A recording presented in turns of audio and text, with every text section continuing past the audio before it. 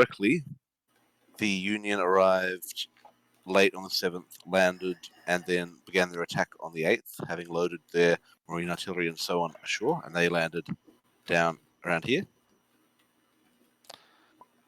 In this particular case, Sam Miller is commanding the Union, so they are going to land immediately. They are showing up here where the boats are now, and they're bombarding Fort Bartow, as you see, and they're going to try and land troops directly under the guns in the middle of their bombardment. Okay, that's ever so slightly brave. Yes, he will show them what is possible.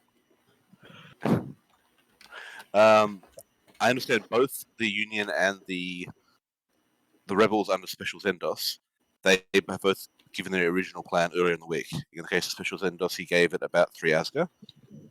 And so this is where they are at the start and preliminary actions. You'll see there are some hits already on the Union shipping. You'll see that there is the Confederate shipping up this way. Anyone who's interested in umpiring, I'm going to drop in the umpire chat. Can everyone see the umpire text chat? Yes. Okay, let me make everybody who isn't otherwise a staff member a assistant umpire, so you can all see that chat.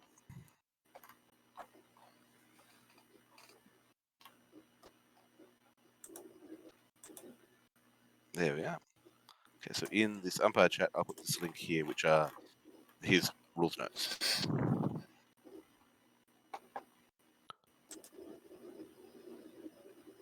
So basic concept is what we're seeing more of that. We roll the dice for the outcome for the unit that is... So if my unit fires at Nick's unit, I roll the dice for the outcome for my unit, Nick rolls the outcome for the dice of his unit. So we roll for how we are doing, not what we do to the enemy. The more shot up our units are, the lower a dice we use. So there's D20, D12, D6. And there are tables, which are like page 3 onwards, that describe the outcome to the unit, which is saying, like, if we fight, do we fall back?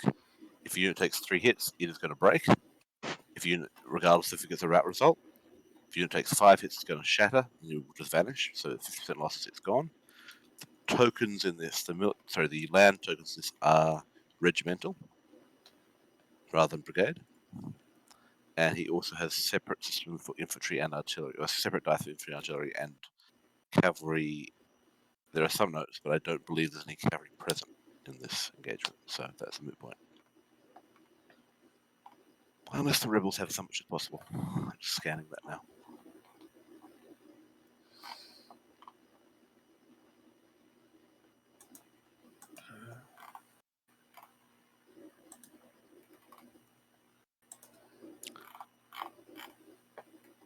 So people who are playing who are umpiring rather than observing, when Tunis gets back into audio, I'll get him to promote you so you can actually clone stuff and move things.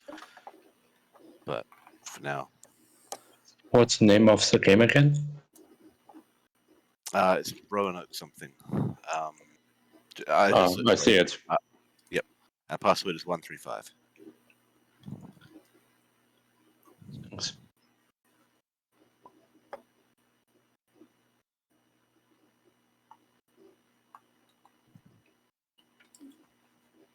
Yeah, in terms of standard brave, let's land with the blaster landing. We've basically said unless he is standing over the naval commander with a gun to his head, they're going to stop shooting when there are troops in their target area. If they insist, they will keep shooting their own units in the back, but it will do more damage to the units trying to land there than it will to the fort.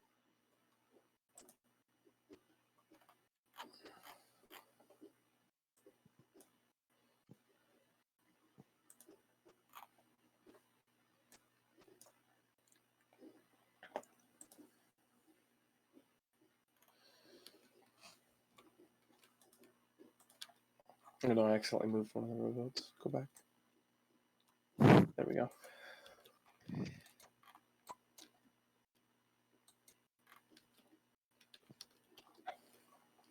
I really like the cute little boat models. Yeah, so nice. these are the ones here. They were borrowed from the I don't know where they originally came from, but I borrowed them from Spider's American War of Independence New York game, and so I just spawned some in when we were talking earlier today. Oh, that's nice. It's funny that the more that we play and the more that we Kriegspiel, the more the usual suspects of umpires are collecting special effects and this interesting piece and that interesting piece in their saved objects. So, oh, we need landing craft? Sure, I got something for that. So, where are the dice stored? Like, do we roll dice in game, or do we have? Because I have d12s and d20s and such. We roll them in game. We usually the way I've Okay. thought Tunis doing it, and welcome back, Tunis, is he's Thank you. putting the pieces behind the relevant pieces, and then he rolls them in situ. Okay. Yeah, these are special dice with the sides meaning different things like hits or no hits or falling back. Can I question, Tunis? Is there a significance to the fact that the rebels have a D12, D8, and D6? Is that a sign that they are inferior? Oh, that's it. Colonel, the colors don't mean no. Red is cavalry. Why does it say artillery when I mouse over it? Oh, that might be okay. Yeah, red is artillery. Okay. Yeah, colors might be definitely confusing. The Confederates are in the process of dividing the commands. I see the names on the module have totally taken over the land. Interesting. Can I change the red dice to be something other than red to represent artillery? Sure. Yeah. Okay. A nice, peaceful green. Yeah. Yeah, if you use the gizmo tool, you can move the names off the map to the side. Oh yeah, Also, that's good. You may need to do another round of promotions as well. Guys, Ah. the room in Tabletop Simulator is full because it's 8 out of 8.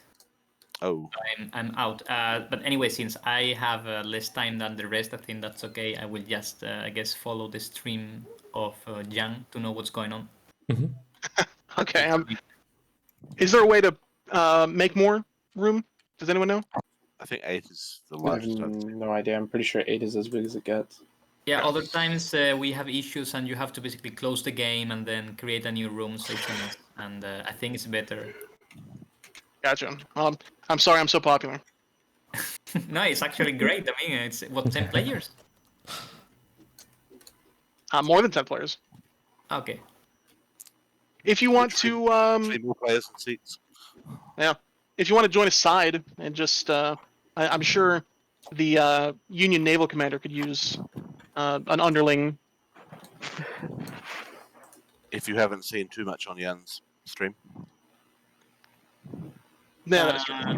No, but I think anyway, it's extra information that I feel bad about just knowing Okay. the smallest bit. So yeah, we'll just follow and write comments on Jan's stream then. Excellent. All right, I got you. See you. Tunis, one more question. Sure. Should this unit have a different name? Oh, yes. Let's see. That should be the.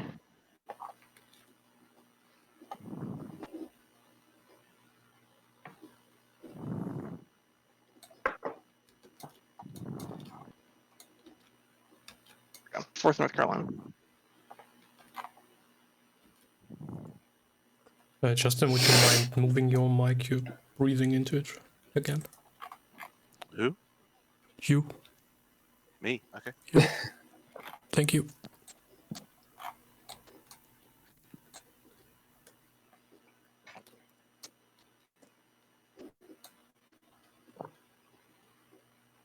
I do actually have a new Right. mic over here too. I just haven't set it up yet. So I'm waiting for the Good news. new computer things to land. Yeah. It's moving away from the headset mic, going to a pedestal stand thing. Mm-hmm. All right. Let's see. I need to now go down to the Union and assign. By default, do people not have access to The text channels. Oh, yes. People by default do not have access to the text channels. Oh, gotcha. Okay.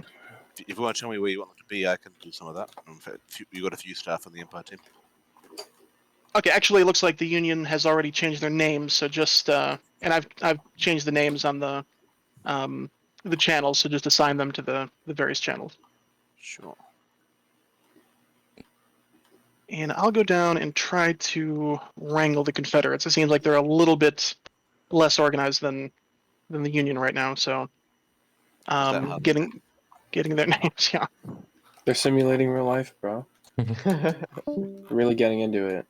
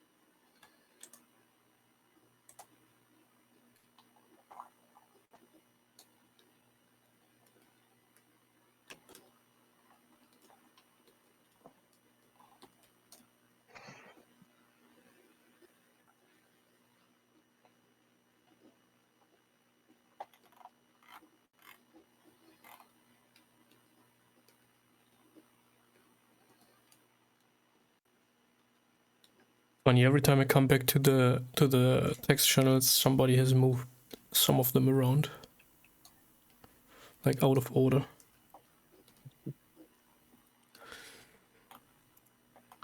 Every time I get involved in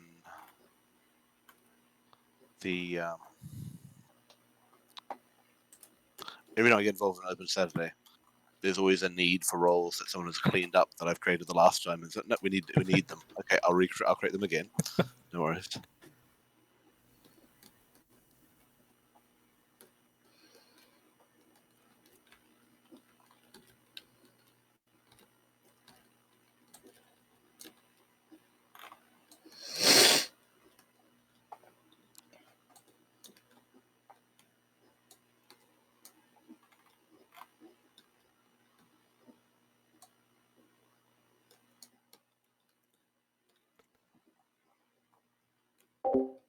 All right, so we are currently waiting for Tunisgrad, who is today the lead umpire in this game, Open Saturday game at the International Kriegsspiel Society, to get one of the teams set up. All right. There he Confederates is. are in the process of deciding who's commanding what, and I mean, that determines. I just create a role so they can talk to each other with text chat if they don't have mics. Okay. Because otherwise they cannot see the red discussion chat or the module. Oh.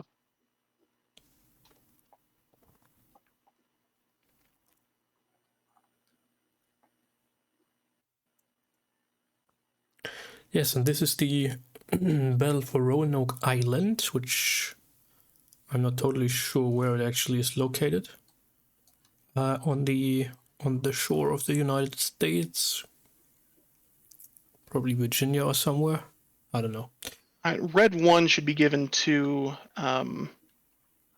Special Zendos, and then red 2 is going to be given to Sniper. Okay. Looks like I can't change the permissions of channels either. I can. Are there two 9th New Yorks? North Carolina. Got that. Oh, There's yeah. there's one under 3rd and there's one under 2nd.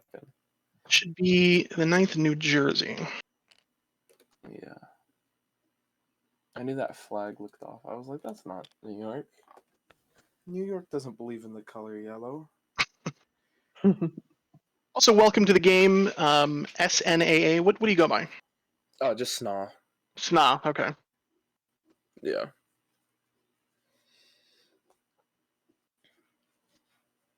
Taha is also happy to umpire, so if you have Yeah. additional umpire slots, in which case he may need a promotion. I believe he is already. Oh no! He's the only one on the server who doesn't. At this point, each umpire is just going to have one player to. I love handle. that. That's pretty much the ideal. Yeah.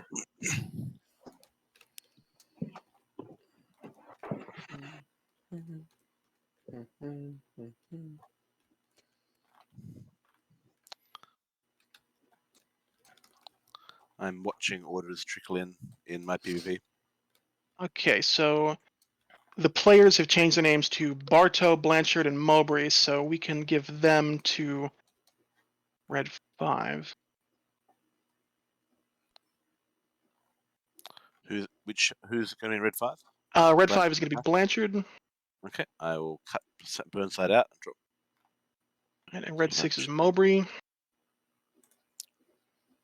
And Red 7 is going to be Bartow.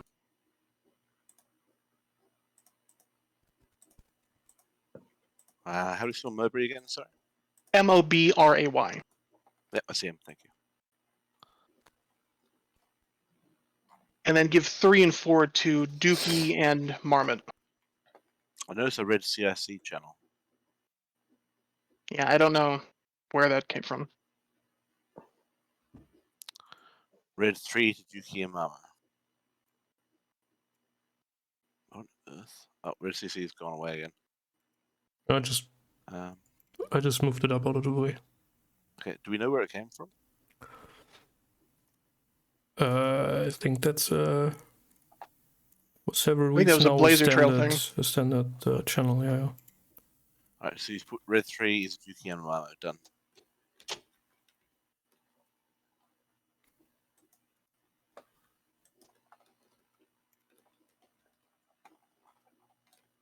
Do you already know how you want to split players?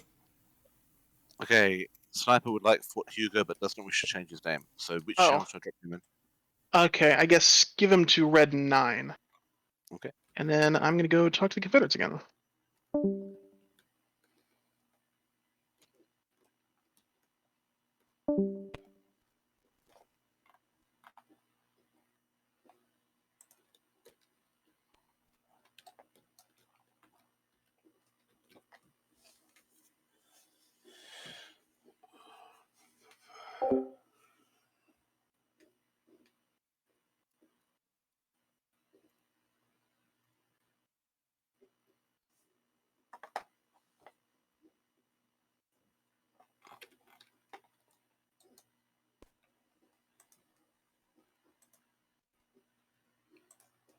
And what I laughingly call a little bit of downtime, I'm going to go ahead and start directing couriers.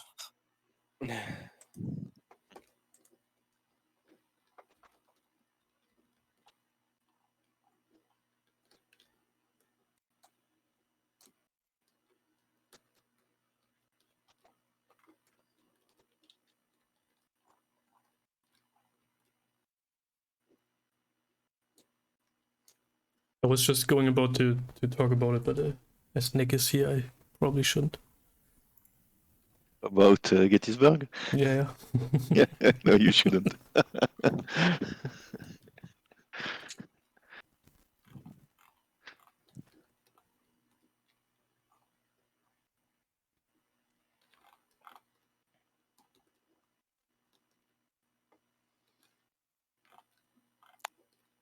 Not just Nick. Dave's here as well. Oh, Dave's playing it too. Yeah. Yeah, my lips are sealed. And your ears are open. Yeah.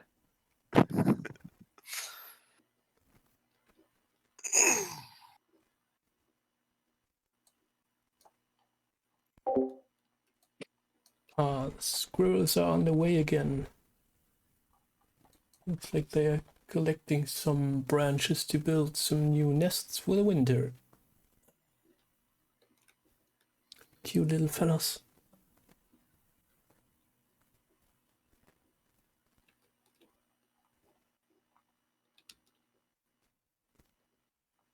I cannot sing Felix's praise enough. There is no way I could manage this many messages manually.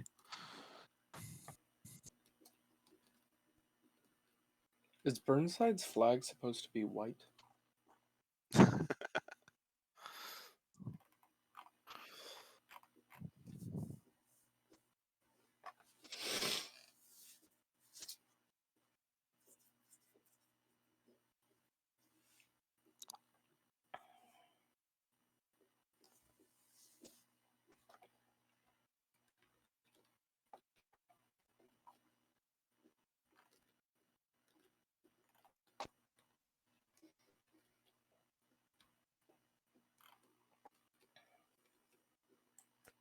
Well, maybe I need to get some pipe and drum music up again.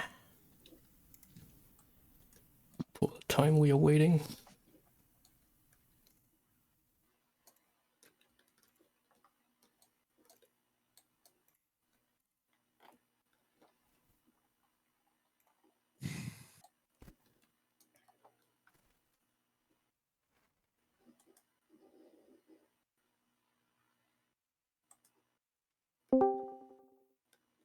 Oof.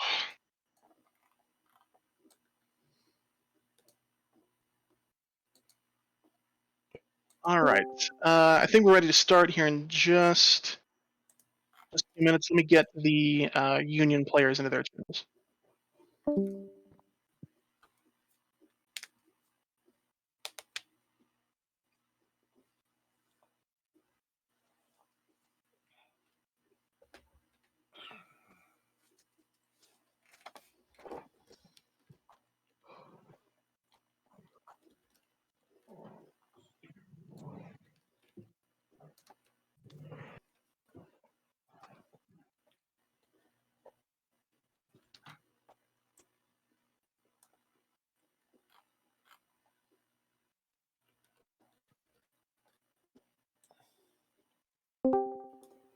All right, everyone's going to their channels. The Union 3rd Brigade is landing first, and they are landing directly at Fort Bartow.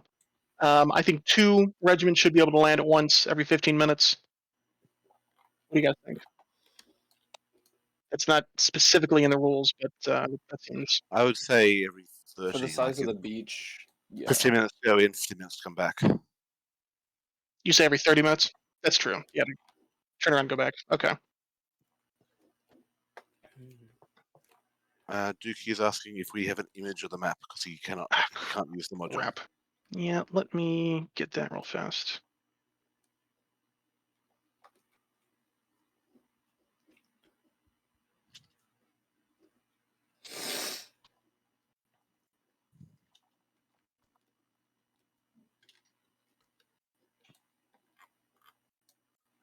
Is there a scale anywhere? I did not put a scale into the map. But from north and south, it's about 9 miles, and around the halfway mark, it's 2 miles.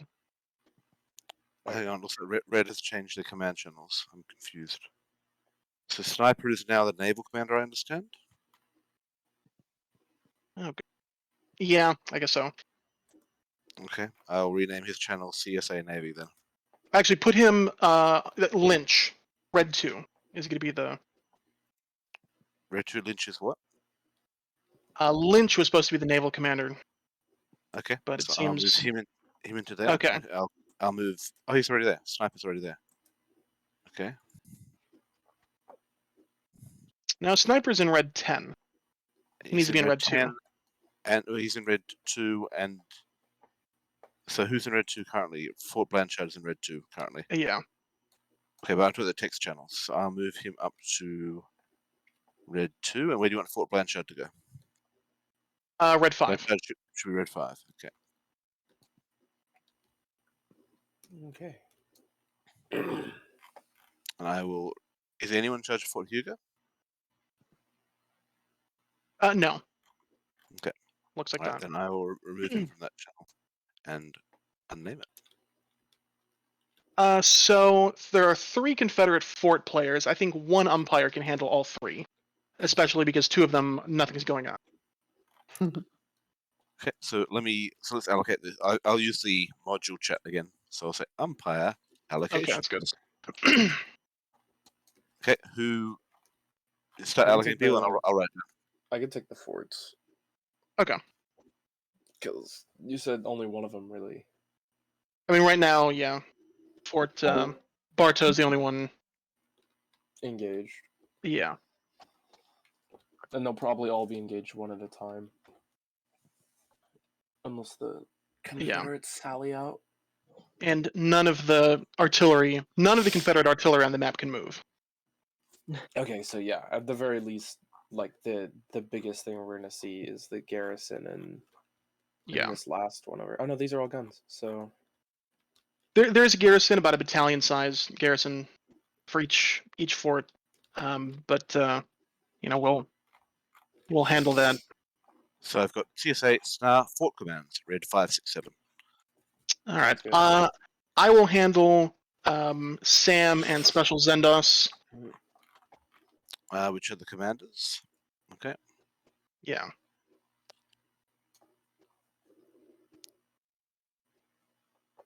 Who wants to do Navy, which will include sniper? I am able to do that, or Okay. I don't really care. So I'm happy to do it or not do it. All right, Justin, that's fine. Loggy, you can do 3rd Division. Sorry, 3rd Brigade Union. Okay. That's General Parr. Actually, you can do 3rd and 2nd. And then Nick, how about you do 1st Brigade? Okay. Foster. Okay. And Dave, you're around, right? Yeah, I'm still here. You'll handle. Let's see, what are their names? Red 3 and 4. So that's Dookie and Martin. Sure.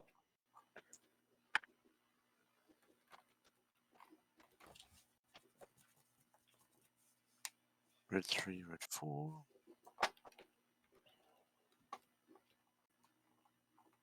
That everybody assigned. Okay, and if I'm naval, does that mean I am blue 2 and red 2? Yeah. Is that everybody assigned them? Jan. Yeah, Let's no see, worries. how If you about- don't need me, I'm just here and fill the gaps. I don't know. That's all right. Okay, yeah. Let's see. Who needs Sure. who needs more, and then yeah. I have not got everyone's availability down. I'm trying to. Okay. So I am Let's see. Nick is Foster. going to be Foster. Nick's Foster. Okay. So Yeah. is that naval command? No, naval is Goldsboro and Lynch. Okay. Blue 5 and red 2. Okay. Okay. And who is blue 3 and blue 4? Who is blue 3? 3 and 4, that's me. Oh, that's Loggy. Yeah. Okay. So that is Reno Park. 3, 4.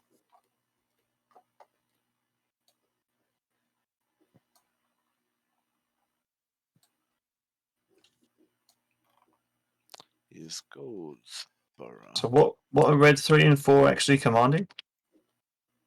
They have command over the infantry Okay. Yeah. blocks. In Right. terms of So- which those are, that seems to be rather fluid at the moment. But Okay. You could say one Yeah. is Wise Legion and one is the local district. Because they're different, aren't they? no, so there is no Wise. Oh, Wise Legion. Yeah. So the Wise Legion probably is going to have its commander, but that's up to Shaw. Okay.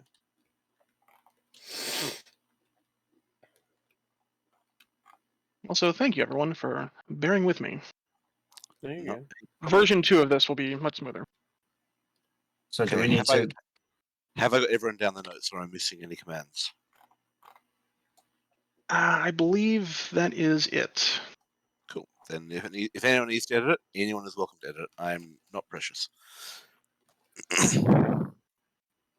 anyone have any questions? I was going to say, do we need to create any pieces for Dookie and Marmot or Oh yeah, no? actually. So yeah, let me. Yeah. Yeah. Yeah, maybe I have a question regarding disembarking. How are you going to manage this? How many? Well, how long do you need to move on the rowboat, and how long to move to the beaches? Yeah, so every half an hour in the first turn, the first two regiments from the third division or third brigade will land, and then every 30 minutes after that, two more regiments will Okay. land. It's just like odd turn they're on the way in, even turn the boat's coming back and loading. Odd turn they're Yeah. going in. Yeah. The moment they hit the beach, they can be attacked, and I would say that they can't fire until the next turn. Well, no. That makes sense to me. You think that makes sense? Okay, yeah. Yeah. So they can receive fire, but they can't fire until the next turn. But the boats can be fired upon from Yeah, I was port, about to right? ask: is the CSA gonna fire upon the rowboats, or That is up to the Fort Bartow commander. okay. I would say it's likely that happens, but In that and case, then does that reduce the amount of landings? If they sink them. I would say that probably just gives more hits to the piece, Yeah. to the regiment. Yeah. So any hits taken in the rowboat phase is double damage. Which is, both because when they're the rowboat and when they're getting out of the rowboat onto the beach and when they're trying to form up, which makes sense. Yeah. Every part of the coast is suitable to land, or So they're landing pretty much. So anywhere that's a beach, this sort of sand texture is going to be Mhm. much easier to land. Give them more movement. Anywhere that isn't is kind of just regular landing. Anything that's a swamp like down here, that's going to Okay. be sort of difficult terrain. Perhaps Use- the rule about people who land on there can't shoot in the first turn doesn't apply to beach spaces. There we go. Just Yeah. The Yeah. defender has an advantage, but There they we can go. Yeah. shoot back. My question is, since I'm now naval admin, what are the various ships? Should I assume all the federal ships are ironclads? Or wooden? No, there's no ironclads. Okay, everything is a timber cottonclad? Not even a cottonclad. Just a wooden gunboat. Timber. Yeah. Okay, sure. Some of the vessels have iron hulls, but we won't. I do see different categories for wooden ships and timberclad. So, is there any difference, or all ships functionally the same? Functionally the same. So we're going to say they're all wooden ships Okay, we'll do. in this. And the starting time is going to be 3:00. Or Yes. okay, just checking. Because Sam Miller likes to attack. Yeah. And has chosen not to land peacefully down here in the swamp and get all his troops ashore. He wants to go for the throat. Yeah, I was just thinking, like, he's got an entire east side of an island to take advantage of, and he's just not gonna. Well, the east side was pretty shallow, so not all the gunboats could get over there. So, all right. Any other questions? No, so we can brief them for 1500. Yes. Okay. All the Confederates are aware that a landing is going on, and all the forts. So every player should be aware of what's happening. Oh, maybe just a question. The 10th Connecticut is already hit. Oh no, sorry, I don't know how they got Okay. on. Yeah, I was wondering about that, but I was like, oh, maybe they rolled in with casualties. Mhm. Oh, no. Yeah, I was thinking this too. Got seasick. All right, well, let's go ahead and get some Jerry fell off the screenshots. boat. Sam is, of course, going in with the first wave.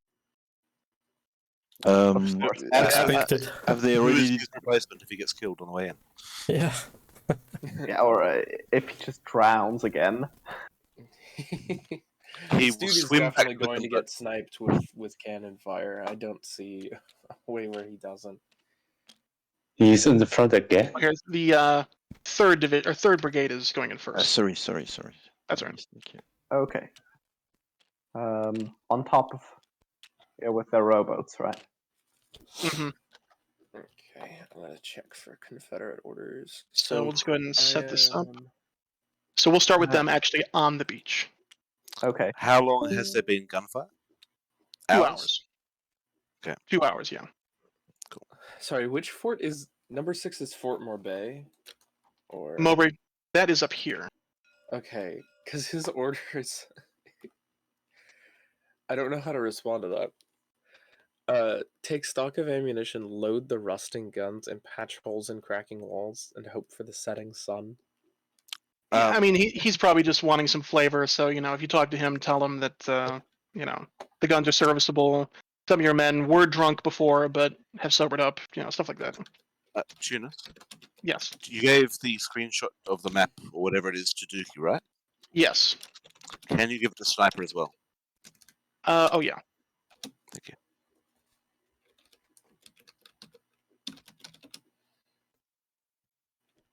Can we put the first and second brigade on a boat and show them the Yeah, I mean, you can. attack? Something like this? Yeah. They would be probably back here. So they're not going to be on the warships. They'll be on transport ships in the back. Okay. I just have it. You can probably just not, or just give them a screenshot of the warships attacking. More We- smoke effects. Marmot says he's not in charge of the Wise Legion, he's in charge of the Carolina troops, so I think we might have got them mixed up. Oh, okay. My There we go. bad. Oh, well, I gave the dude a little bit of flavor text. yeah.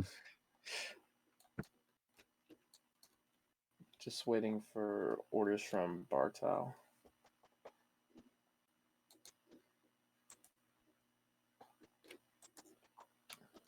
Or really just more targets from Bartow. You can go down into their voice channel and actually talk to them.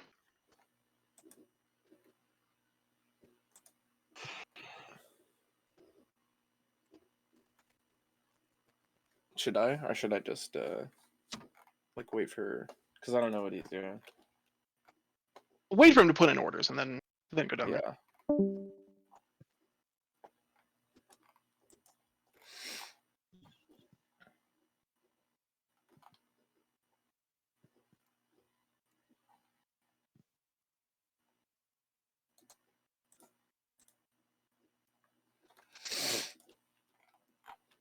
This is a nice little pleasant setup.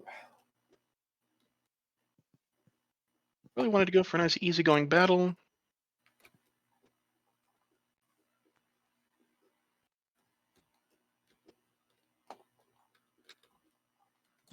So that's a historical scenario, right? Yeah. Definitely one of the lesser battles of the Civil War. Mm-hmm. But some of those are fun. All right, I'm going to go talk to Burnside.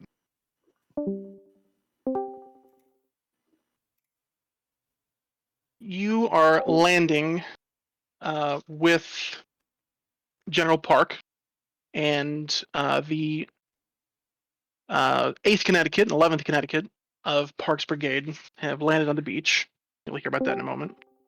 And you have landed with them within the first wave. And it is you're landing right under the guns of Fort Bartow. So you can definitely see from here that Fort Bartow has about 9 guns, and on the parapet there are several dozens of angry Confederates firing away at the at your soldiers landing. But is there any sizable garrison besides the guns? Yeah, guns, and I mean, you can't really tell, but definitely dozens of men defending the fort. Is it possible to outflank it, like since from behind? Yeah, it looks like it On the isn't left, totally yeah. surrounded. Yeah. Okay. Also, can I send orders to send the 99th New Yorker Coast Guard?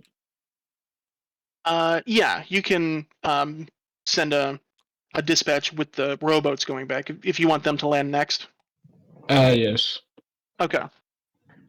Okay, so then only one of Park's regiments can land next, and it will be 30 minutes from now before they can land. I see. Oh, is it not the entire brigade of Parks, or? No, this is just 2 regiments. I have 5. Okay, So- then I will let your others regiment land first. Quick question. Okay, we'll let Loggy answer that, and I'm actually going to jump down to talk to the Confederates. Okay. All right. Loggy, Yes. how intensive is the fire coming from Fort Bartow onto my boys? How effective is it, rather?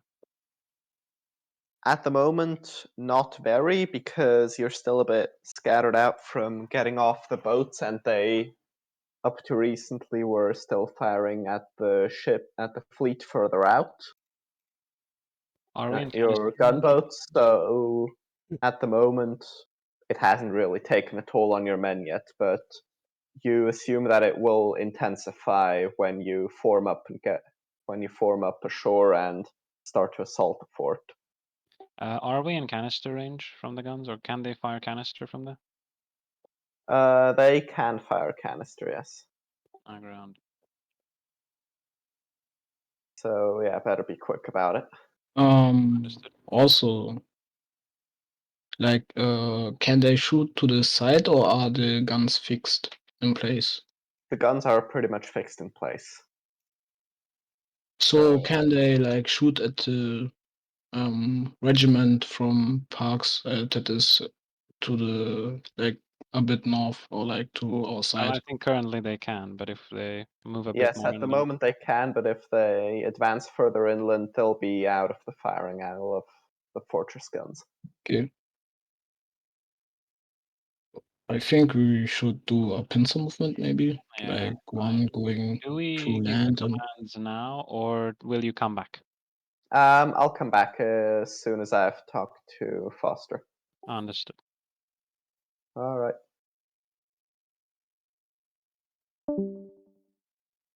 I agree with the pincer movement. I say we just keep the one closer to Fort Bartow spread out. Just keep their attention and minimize Yeah. the damage they take. Meanwhile, the other one will go all the way around and charge the fort from the back. Yeah, that's the best idea, while your other And regiments and land. probably we shouldn't stay on the shore and get shot at either. So I'm just gonna go with the 2nd regiment. Yeah. I will come with you. I think we should pretty much take this fort, since your 3 other regiments would land soon, Yeah. and then we can just overwhelm it.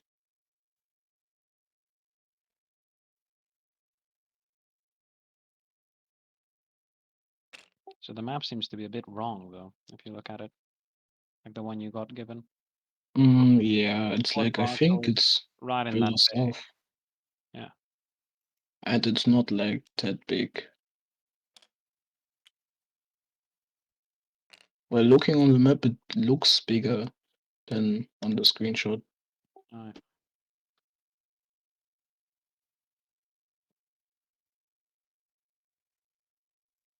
May I ask you what your overall strategy is? Is that like a mass breakthrough here at Fort Bartow and then push inwards? Yeah, pretty much.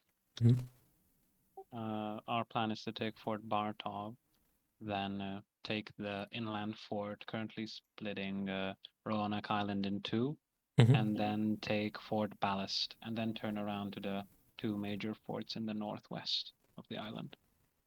All right.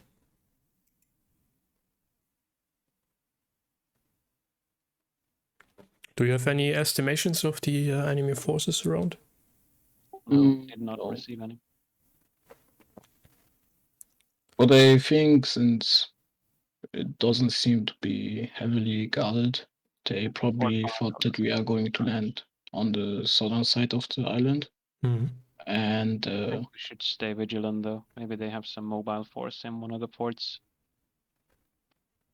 I kind of think they assumed that we are going to land south and are at the fort that is splitting the island in two. Since if we would have landed south, it would be like a meat grinder. Well, I mean, it will still be a meat grinder here as well, so. Well, but we have a bit more. Yeah, I mean, we will space. subdue this fort quickly, but I don't Yeah. assume that it won't be bloodless.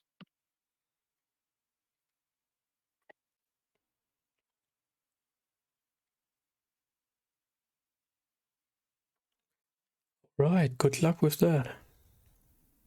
Thanks.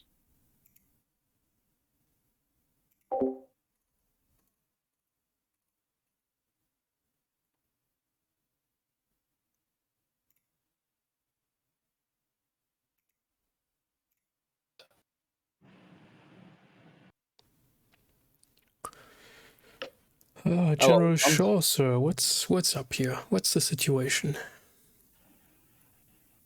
I mean, I don't know. You're the umpire, right? You're supposed to tell us that. No, I'm currently I'm just a visitor.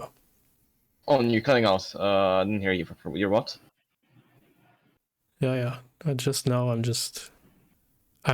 observer and doing some interviews with the players. I mean, the first turn has just ended, considering the fact that I am now co-located with the Confederate commander.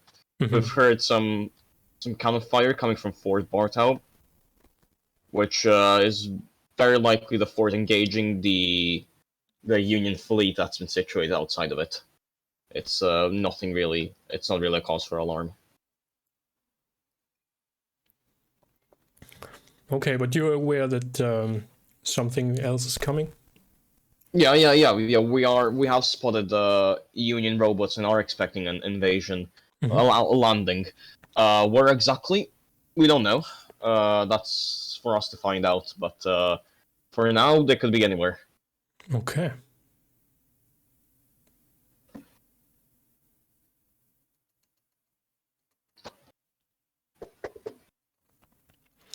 And is there some sort of a plan, of a strategy once the landing spot is identified? No. We are, to be completely honest, we are yet to exactly determine how we will know where they land. Which is concerning, considering that we have 8 regiments, half of which are in my command. So I would because the other one is situated far south from us currently, just looking down at the southern part of the island. That would make us the my 4 regiments will make us the main defense force, and it's our job, I guess, to find out where the Union will land.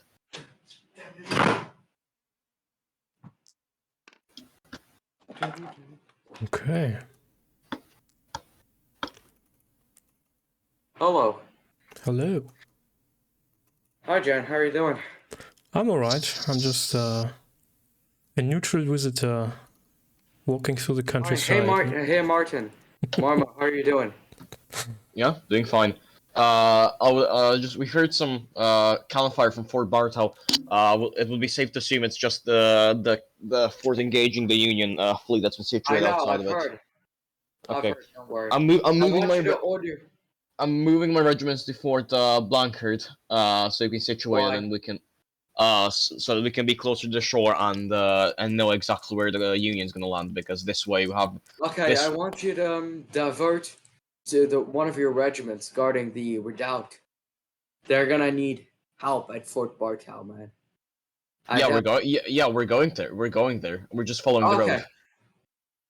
because Alright. it's gonna be faster I got than fording the river. Alright, I got you. Just get there as fast as you can, I guess. Mm-hmm. And I want immediate reports. I'm gonna go to Dukey, figure out what's happening with him as well. Okay. The crucial part as well because his forces are defending the closest redoubt. Alright. So, Yeah. Also, I'm yet to get my own channel. Me and Duke are still sharing the channel. well, last Like, one. like he just sent a dispatch, and I don't have a channel to receive my reports on. Well, that's for a channel yourself. You're not. not Which one are you then, Red 4? Are you supposed to be, right? I should have access to Red 4. Yes. Alright. I have access to Red 3, which is Dukey. So you're supposed to go towards. You're gonna go by the road to Line Card. Thank you. Okay, figured it out. I figured out your route. The Union has currently landed. Wonderful. Okay, thank you, Jean. According to information that I've received, the Union has landed 2 regiments on the beach. By the way. Which beach? There's 15 of them, roughly. Well, they landed on Fort Bartow. 2 regiments. Okay, on the fort. Okay, cool. Okay, where in relation to it? Like on Fort Bartow, on the beach north of it, and the beach south of it, where? No, I don't think they landed on the beach. I mean, they landed near Fort Bartow. That's all I know. Okay, got it. Okay, I'll head there then. You'll probably meet them on your way. It's just 2 regiments.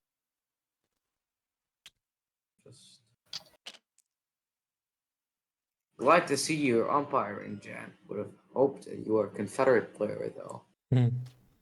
Yeah, I was just sticking around. There's You could there make were good enough use players for you in around, so Dixieland. yeah. No, the other folks shall have a chance to play as well. So. Well, I'm supposed to be given quite an almost impossible scenario if the Union somehow lands on the island. I mean, the impossibility or possibility of a scenario doesn't really matter. It's the fun is in how we approach it, not in the end result. Yeah, well, fair enough.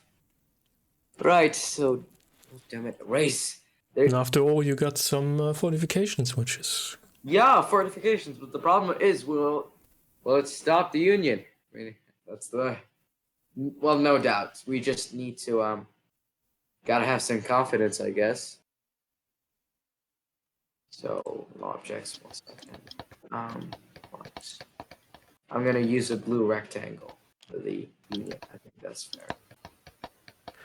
They look good with rectangles. all right. Anyways, I wish you good luck with identifying where the Union is going to land. Thank you. Oh, we already know, according to information I've received. Yeah, well, I mean, you can't be sure if that's the only spot or how many forces they are landing there or whatever. I mean, a regiment is what, 3,000 people? God knows how many they have. God knows how many they have, truly. Mm-hmm. That's just a company defending Fort Bartow there. So, but they have guns.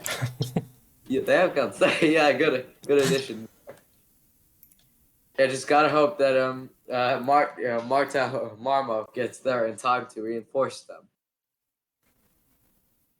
I'm probably not gonna be way too close to the fighting. I don't want to get shot like in the Appomattox game where my divisional commander was killed. I was not the divisional commander. Great Gold was, but he got shot at the last turn. Like, dude tried to lead a charge across the Union after they had already broken through his left. I was supposed to be guarding their only escape route. And I was like, if they didn't get through in the past few turns, I just blow it up, leave them to die. At least I wouldn't be court-martialed. I mean, that's yeah.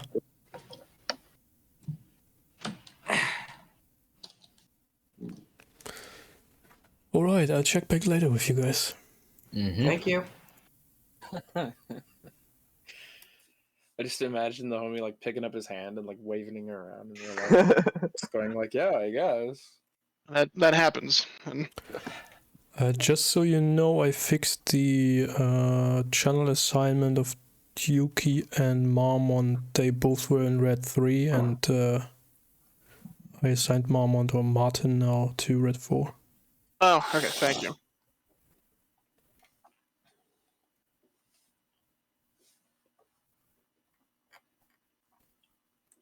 Okay. All right, off to talk to Burnside.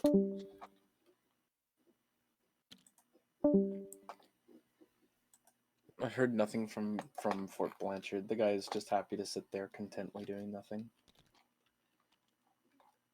I mean, you do you, man.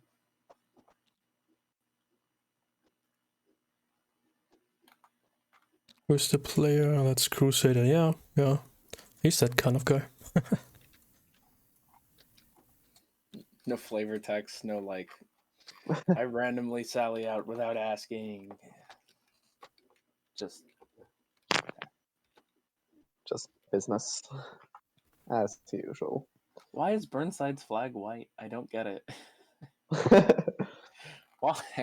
Because he has already surrendered.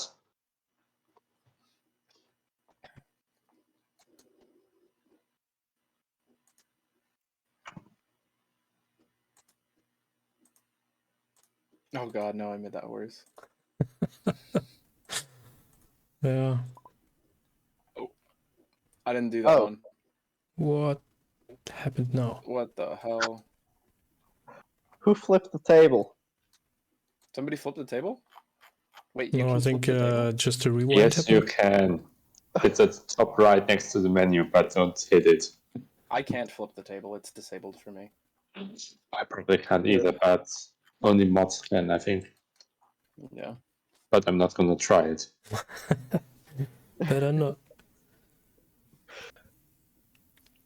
Let the dark thoughts win. There is an achievement for trying to flip the table and not managing it.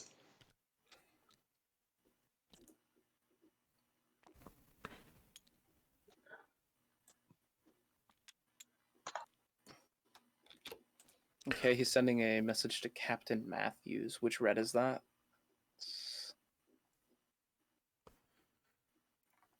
Captain Matthews. I don't see it, Captain Matthews. Oh no, he is Captain Matthews, I guess. Who? Colonel Shaw. There we go. Okay. Oh, that's So the overall command. I'll dump that in red 1 at 5:30. I guess I'll go ask him what his orders are, because I'm not. They're committing to more. So that was the land before. They're landing these guys now. Cool. Yeah.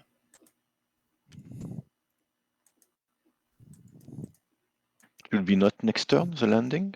This turn they are moving on the rope. Apparently they landed in just before 3 o'clock. So landed at 2:45, and then this last turn, last round of combat we did was them ashore. So this turn, these guys will be getting to shore. Mm-hmm. Okay. That's I understand. Yeah, because it's 2:30 now. 3:30. Or it's not 2:30 now. It's gonna be 2:30. 3:30. 3:30. I thought it's 2. No, it started at 3 p.m. Shit. I sent that guy a message at 2:15. Well, wibbly wobbly, Totally. timey wimey. That's totally says 3. Ignore everything. You realize that your clock wasn't adjusted for daylight savings, and it was actually an hour later.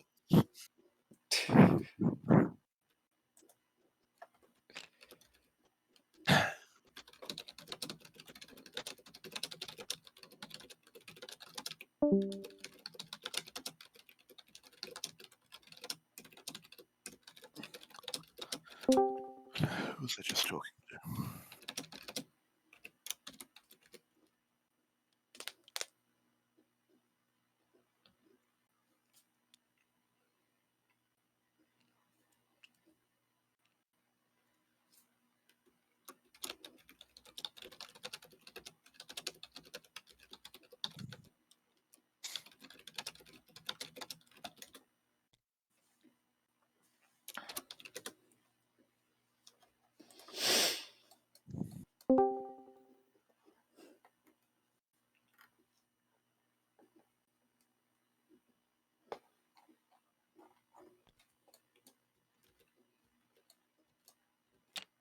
Oh, yeah, sorry, my bad.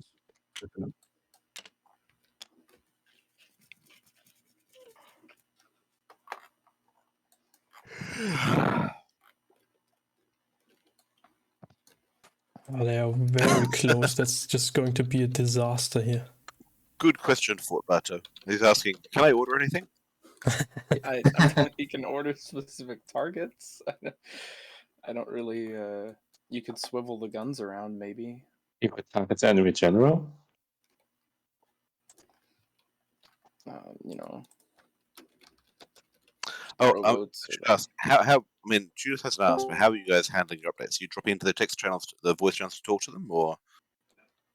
I was just checking to him in text because he's really awkward in voice. I got into voice and just didn't say anything for Fair 3 enough. minutes. Yeah, but even So still, I you was gotta.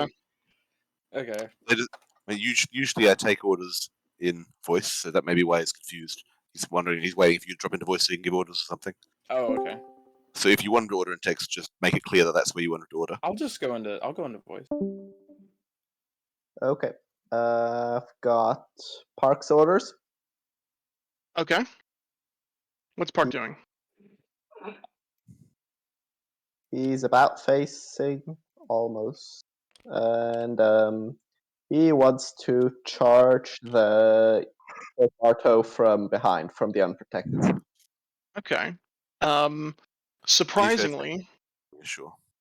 Surprisingly, Sam has ordered the 8th Connecticut to launch a bayonet charge against Fort Bartow. From the front. If you're Again- if you're in the 4th century AD, he will order the Roman legions to launch a bayonet charge from the front. Yeah.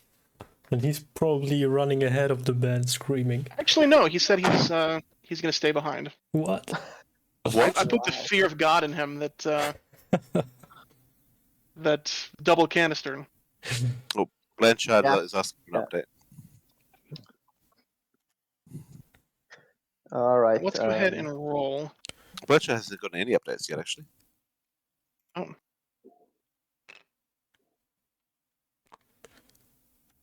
Anyway. So these are just 400 paces away from each other. They should certainly see each other, I guess. I mean, Yeah, should no, we, there's this hill in the way. Here. Well, I assume it's a hill. No, that's actually a swamp. Ah, that's a swamp. Whoops. Yep. There really aren't any hills on Roanoke Island. I mean, Well, there are, but they're so small. That might just help bits the that are Union, above and actually. below sea level. All right.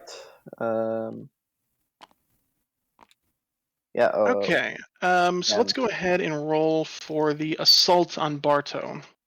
Who's Barto firing on? Do they get a chance to try and break the charge, or I assume, or are they firing on these new guys trying to land? I would assume they're going to fire on the charging people, but I guess we will find out once. And do they? You said they can't move, so can they shoot these guys, or not really? Yeah. So I think there are infantry in the fort, so it should roll as if there's one infantry unit, and then you also roll for the 2 artillery batteries. Okay. I'll let you. So I he mean, is going lead on to use the infantry company that is inside his fort to move his southernmost guns to face the coastal brigade that's outflanking him. Okay. So unfortunately, they can't move the artillery. You know, the artillery is meant to face the ships. So it's physically like built into the walls. Yeah, I mean, you can move them, but they're It will take yeah. hours and sweat. It's not something you do tactically.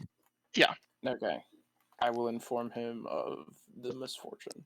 Have you had a chance to talk to Red 5 at all, or do you want us to handle that? They just should I go in and ask them because I figured they were so far away. I don't know. I mean, they That's can't move. But Blanchard hasn't gotten an update. okay, so we can provide one, or I can ask Jan to do that. He can hear lots of artillery not too far away. Okay, I'll throw some flavor text in, and I'll tell the guy in 6 that or 7 that he can't move his guns that way. Okay. It's also good to tell. Yeah. It's also good to tell the different commands, like, hey, you can hear artillery fire coming from Fort Bartow. It sounds like, there's quite a fight going on over there. You can see smoke rising. from the fortifications, just to kind of give people an idea of what's going on around the battlefield. Okay. Well, that's even Thank you. in visual range. I mean, they can see the landing happening here. And that too, yeah. Yeah. Yeah. Well, yeah, we're quite close, aren't we?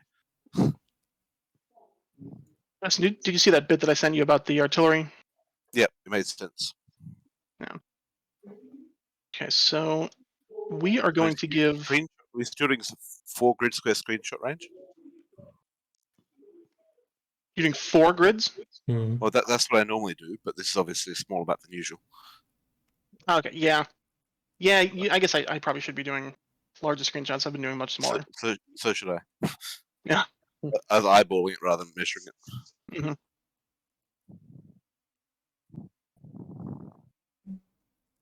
I mean, it depends. You can always tell the players what's going on outside of their screenshot range. Yep, and I have been. Yeah, that's yeah. But I mean, so far, Blanchard has ceased fire and has been directing units in, and Lynch has gone west and east and is apparently trying to measure the channel.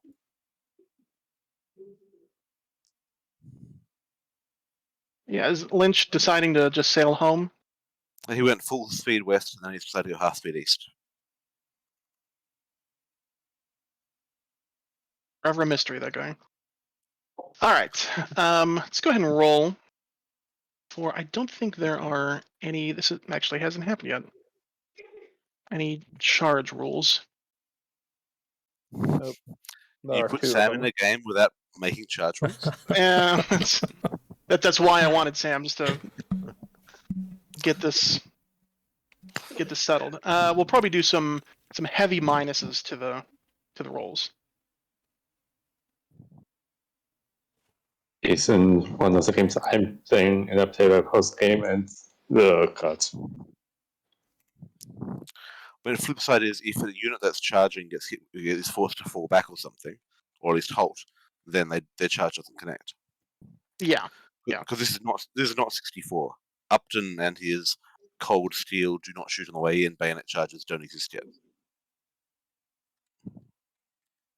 Especially up the embankment of an earthen fort.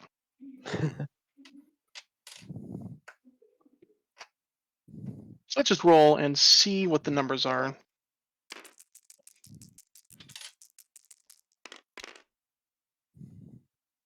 Oh wow. Oh, that's a 1? Yeah, so that the 8th Connecticut is done. It's having a bad day. Yeah. Understandably so. Yeah. And the 12th gets hit. So does that arrest their charge? I think a hit does not. Okay, a hit they can wade Bartow through on the way in. wants to prioritize the rowboats, despite the situation. Actually, in spite of the situation, I should say. I think usually, I mean, I leave it up to the lead umpire, but usually I'd say the dice are thrown so the crews are shooting people attacking them. Well, and I'll the say immediate that threat as well. The immediate threat is the 8th Connecticut and everything else. So yeah, he also rolled not well on the artillery anyway, so it doesn't matter what they're shooting at. Solid. Let's roll for the defenders. No, but I thought the artillery just kicked ass there, didn't they? No, so the green is the artillery, and this was This was the 1. The 1 was just the 8th Connecticut charging. Oh, I thought that was the combat. It was taking fire and it routed. Yeah, I accidentally rolled it again, but it was a 1. All right.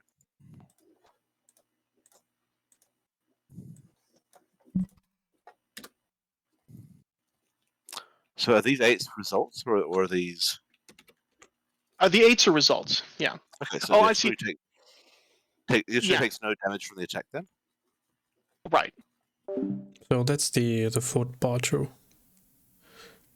during the Civil War, apparently. basically an sort of earthen stone redoubt facing outside with heavy guns here for naval artillery. And yes, even the ground behind here is not sort of suitable to turn the guns around and use them against the infantry.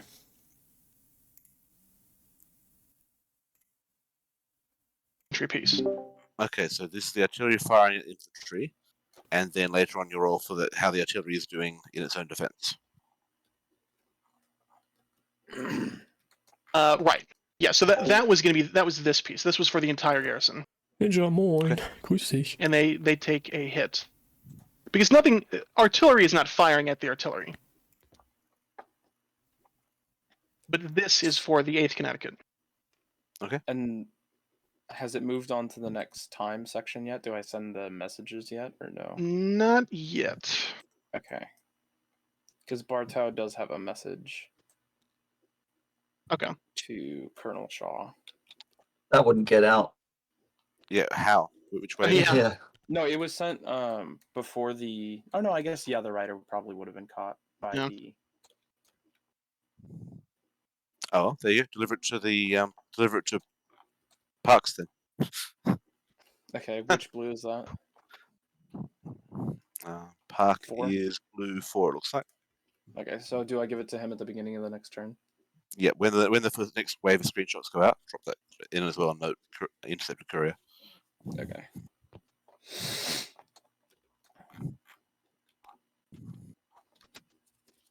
Okay. Is everyone happy with the result here? Sure. Oh, actually, the Park's unit takes a hit. Is Park charging with? Yes, he's leading from the front. Oh, he's leading. Okay, so someone roll a d20, and 19 or 20 is a death. Okay. 8 is not. Yeah, he's all right. Okay, he's not pulling an ugly. Tell him that like some of his staff get killed, just as a hint that hey, your headquarters is under threat there. Yeah. Okay, I'm gonna take a screenshot real quick. Everybody move their hands out of the way. I'll get the dice go away. Thanks, Pink. Just covering up one of the robots. Really going for the immersion there. Everyone move their hands out of the way, and then everyone moves their hands in. Right, immediately. All hands together. So are we ready? Are we ready to send messages to commands then? I say when screenshots land, then send the messages. Yeah. Okay. Just set my screenshots. The Fort Bartow screenshot should be very small. Yeah, it's super small. It just focuses on what's happening right now Okay, in Fort Bartow, and nothing else. In fact, Okay. I'm gonna make it just a little bit tighter because I feel like he wouldn't really be able to see out past that. Can Park see the approaching Confederate column under Marmot? From where he is? Yeah, range-wise, definitely. I would say not actually, because this is pretty tall grass in the swamp. Okay. So I mean, I've said no for the boats as well. I've got the boats see the swamp, but I haven't said Can they Blanchard see the ships off coast? Oh yeah. Yes. Yeah, that's what I was thinking. Blanchard can also probably fire on the ships. Yeah, he's in good range. Okay. Hey, what about Dookie? Loggy, what's didn't happening move? with Dookie? Okay. Oh, that's Nick. That's right. He didn't move? I don't know. I was wondering if they had any order to move. I don't know who is taking care of. Who is Dookie?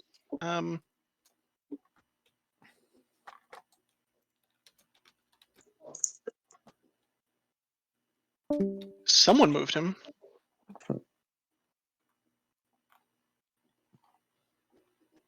Wasn't me.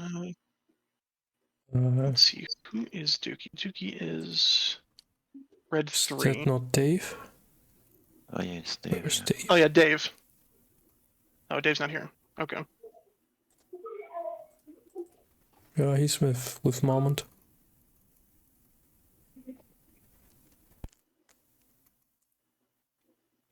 Let me run down to him. I thought he was here. The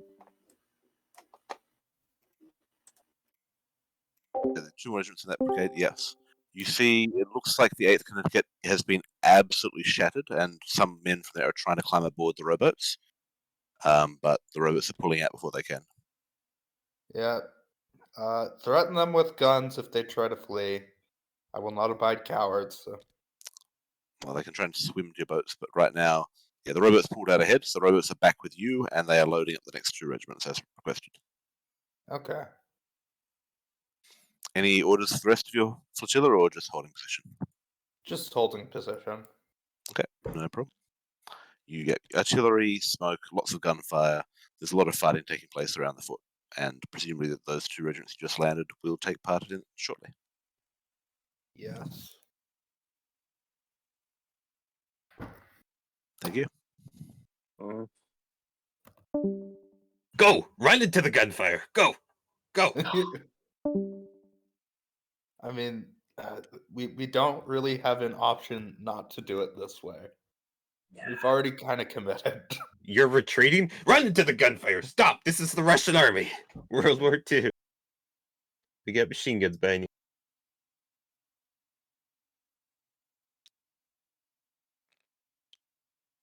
Sir, don't blame me. It's my cowardice. No, our cowardice.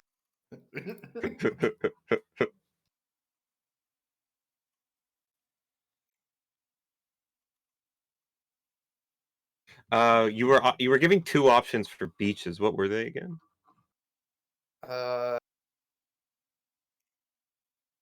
Also, you can drop off some troops and start moving, I guess. I mean, you don't have to stay here. Well, yeah, but I don't necessarily know, like, exactly. We didn't really come up with a full plan of operations. We could send one, maybe 2 boats down south just to see what's going on down there. They can maybe report back by flags. Mm-hmm. I do hope the Confederates come out and want to take some prizes. Well, it looks like there's more in the back that are coming. Really? Yeah. Where do you see? Behind their fort, it looks like there's some more Confederate forces.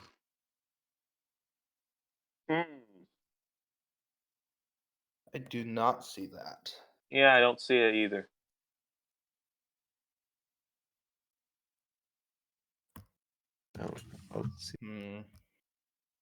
See more forces.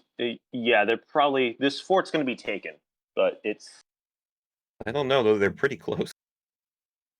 If those are actually. But yeah. They're going to take it. It's just going to be unnecessarily heavy.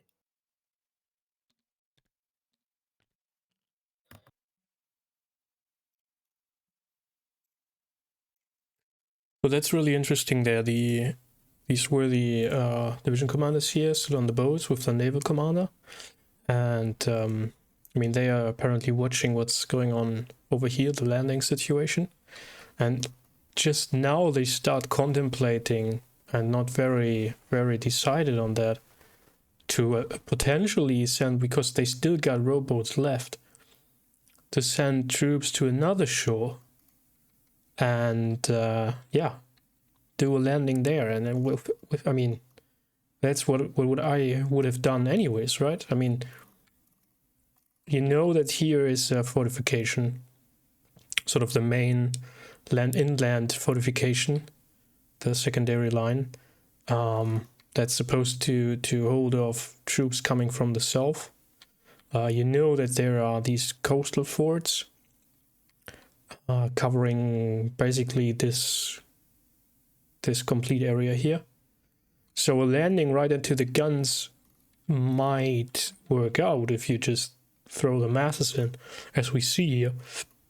But apparently, if the enemy has some reserve forces, mobile forces, where do you think they are? Sitting somewhere in the woods? No, I don't think so. So it's sort of logical that the enemy forces are around this position anyways, or these crossroads maybe, to be able to shift north or south and react to potential landing attempts. So what we now see is that the overall command of the Union side has basically committed to a single landing position at Fort Bartow, taking heavy losses by artillery fire, obviously, but as we can see, will eventually overrun the fort. We did take a look there at the historical drawing of that, and yeah, will now. I mean, the marshes here, they will slow down the enemy. Yeah, that's for sure. But the enemy can now they have the inner lines. They can easily throw their complete mobile forces against this one landing spot, and that will not be so comfortable the outcome for the Unions if they are sort of immediately pushed back into the sea there, and they can't really get away because of these creeks and these rivers here and stuff, all the water, the beaches and the marshes. So I don't know. And now these sort of reserve forces that are landing later on just now are starting to think about a secondary landing spot. If I would have been Union commander, I would have thought about sort of a diversionary landing point, by probably Fort Bartow for that reason, because of the marshes here, or the swamps or whatever.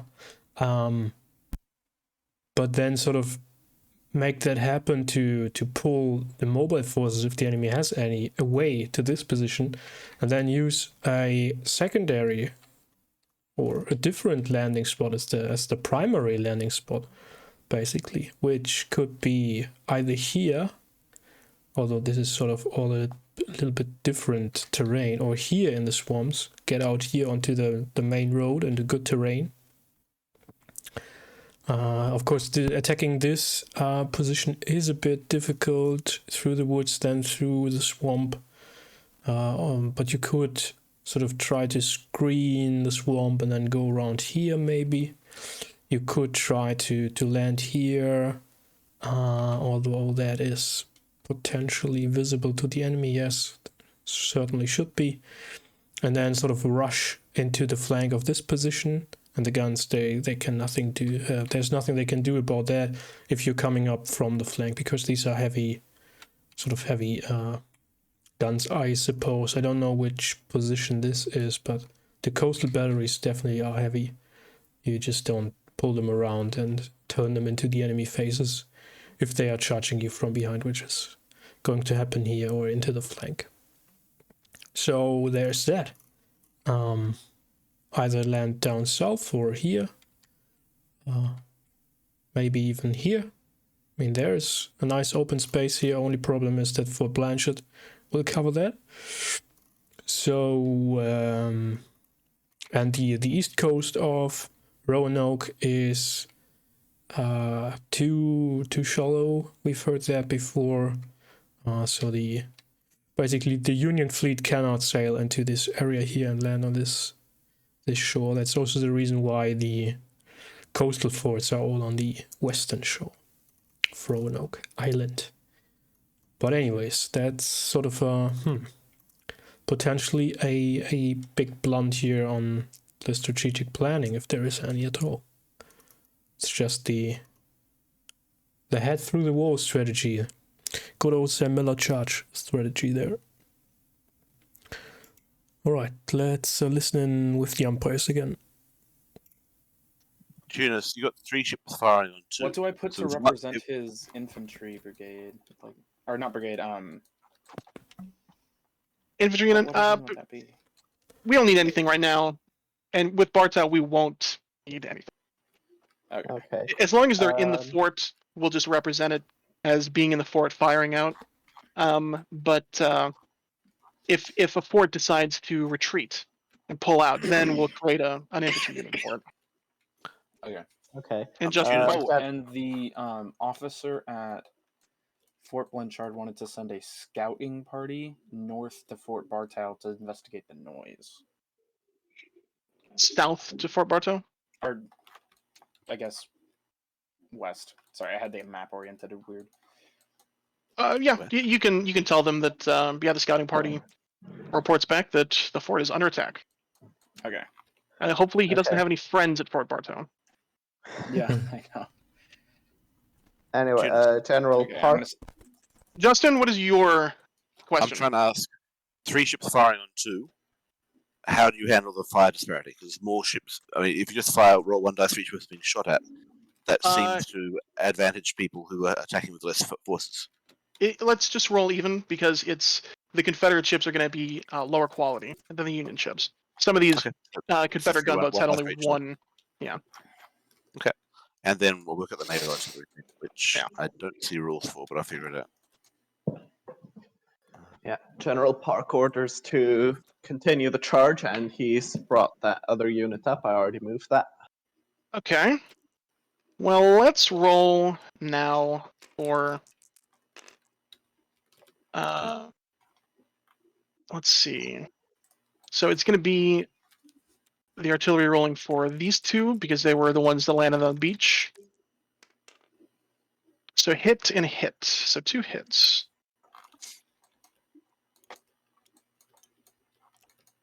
Already, there have been more casualties in this battle than the entire historical island. Okay. Snar? Probably because there's more bayonet charges than there were historically too. Yeah.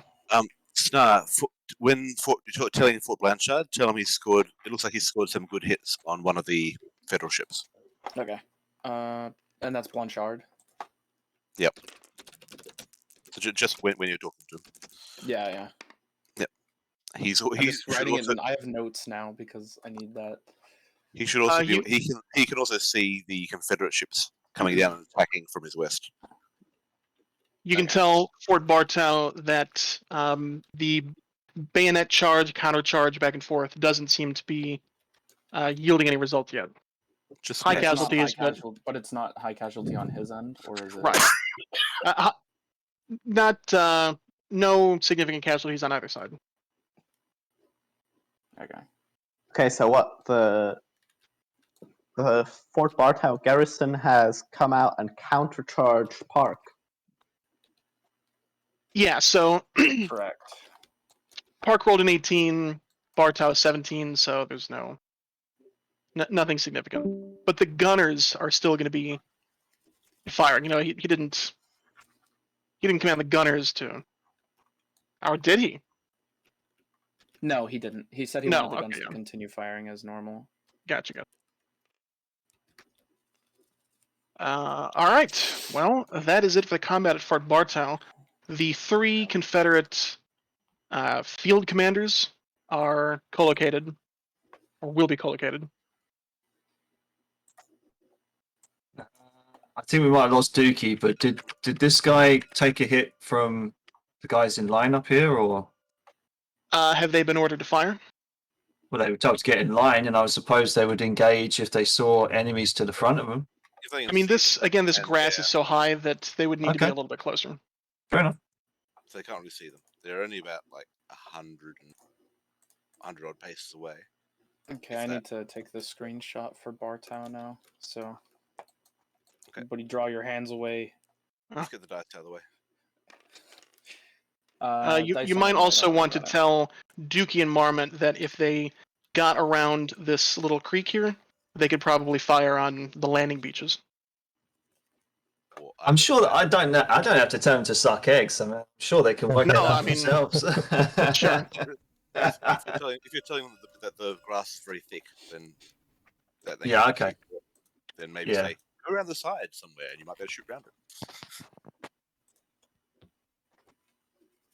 I think we might have lost Dookie though. Oh yeah. Yeah, he seems to have disappeared. Did he say anything? He didn't. But maybe he'll be back. I'll just. Okay. If not, I'm sure one of the fort commanders would be more than happy to. Oh, I just realized the Confederates are kind of forcing a bottle here. Yeah. At least as long as they keep landing troops in the bottle. Yeah. In the map that Sam had, it didn't look like a bottleneck up there, but Well, that's inaccurate mapping happens. Sure. It's like 1800, right? Mhm. That is a good map to lead him into a trap like that. For the record, I expected him to land at the historical beach, and that's my bad. I All would right, expect let's them get. to form up on like an open beach and try to move lengthwise, but Yeah, that's what Well- happened historically.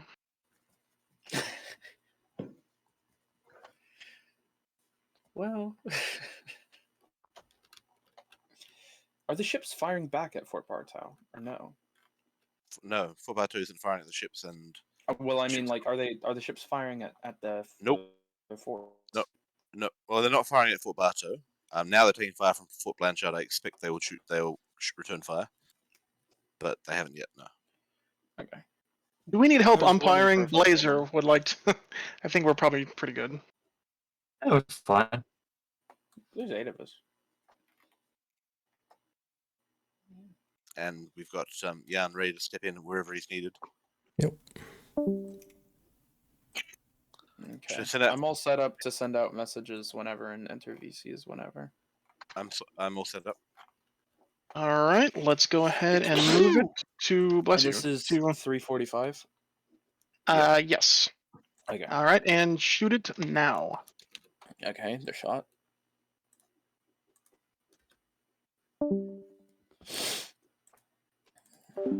And it actually appears that there are more and more news about Russian elite forces committing some sort of actions in Moscow. If that is actually true, we might either see a coup there, or it's sort of a counter coup operation. Don't have any more details right now. I guess we'll, as always, have to see and wait, or wait and see what's really up there. But that are actually interesting news.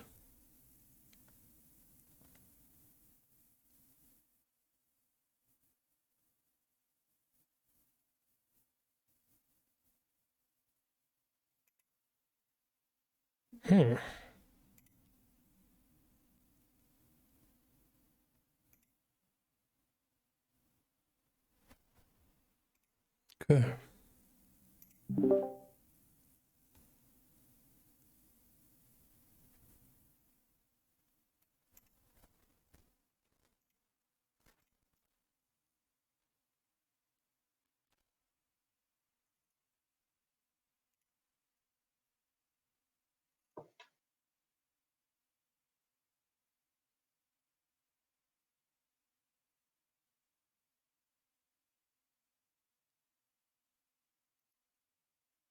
Okay.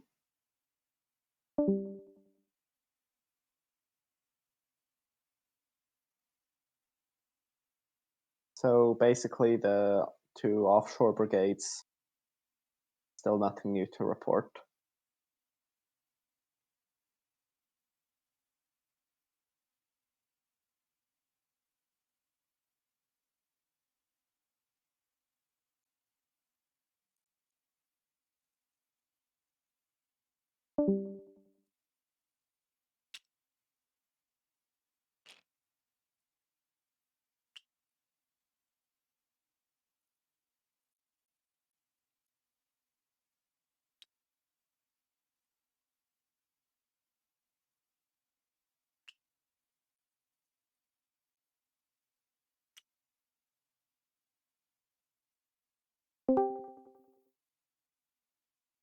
Oops.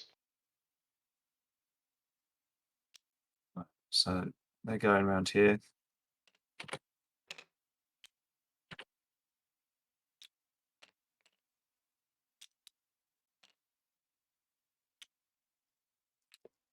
All right, let's talk to Burnside.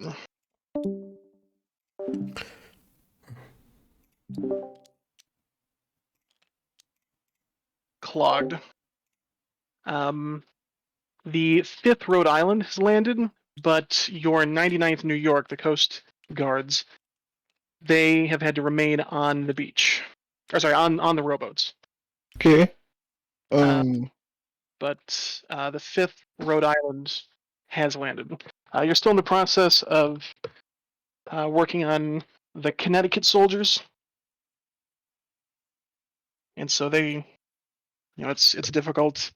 Many of their officers have been mortally wounded or killed, so getting them reformed is going to be difficult. Okay. I will also say that you have the option of landing your other brigades different places, if that is something that you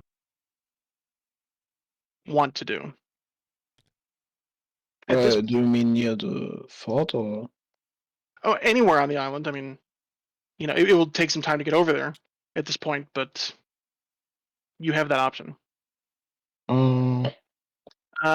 And now the entirety of 3rd Brigade has landed. The 99th has landed. So that is it for you. Fort Bartow, you still hear quite the commotion from them. You're seeing the 4th Rhode Island taking casualties now. They landed half an hour ago.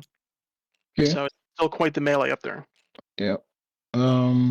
Like the brigade that is the regiment that is north of Fort Bartow. Can it face north to prevent any reinforcements from leaving the force to the fort to come through? Yeah, it can. You last saw General Park up there, so I mean, if Confederates come from behind, if the brigade can Yeah. already face north to prevent it to not get surprised. do you want to send a messenger over there to try to get them to turn? Yes. Okay. Unless if they are not already attacking the fort. Okay. And as for the other brigades that are still combat capable, I want them to charge the fort. Okay, like a bayonet charge running up the ramparts. Yes. And Okay. also, can the Coast Guard already charge the fort, or do they have to regroup? The Coast Guard is they won't be able to do it, and they won't be able to do it next turn either. If they're still in the rowboats, so they have to land, and then the turn after that, they'll be able to. But I mean the other ones that already landed. Oh, the 5th Rhode Island? No, so they won't, but the 4th Rhode Island can. The one to the left of the 8th Connecticut that you're at. Okay, they are to charge the fort, and I will lead the attack. As for the others that are still on the boats, if I think maybe Renault, can he land north of the fort? Where Sure. the river cuts it. You can land on the other side of the river. In fact, you received a report a few hours ago of a beach on the other side of the river. Oh, there's a beach? Yeah, if we can, he's to land there. Okay, and that's the 99th New York? Okay. I mean, Renault. Jesse L. Point. Yeah. Reno, yeah, okay. The 2nd Brigade. So yeah, you'll send a message to Reno to land over there. Yeah. With Foster if you can. Okay. Who would you like to land first? Foster and then Reno and Goldsborough is to land at Fort Berthold. Goldsboro is just the ships. Oh, okay. He does have some Marines on board, but I mean that's not even a full regiment. Probably a battalion at best. Okay then. Okay then. Scrap the idea. No one is to land there. Okay. Yeah. After my Coast Guard has landed, Foster is to land. At the beach here at Bartow? Yes. Okay. All right. We'll go ahead and put that in. Why does he do that now? I mean, sure, he can't know it, but this beach isn't any more secure than this landing spot. But why keep feeding folks into the pocket here?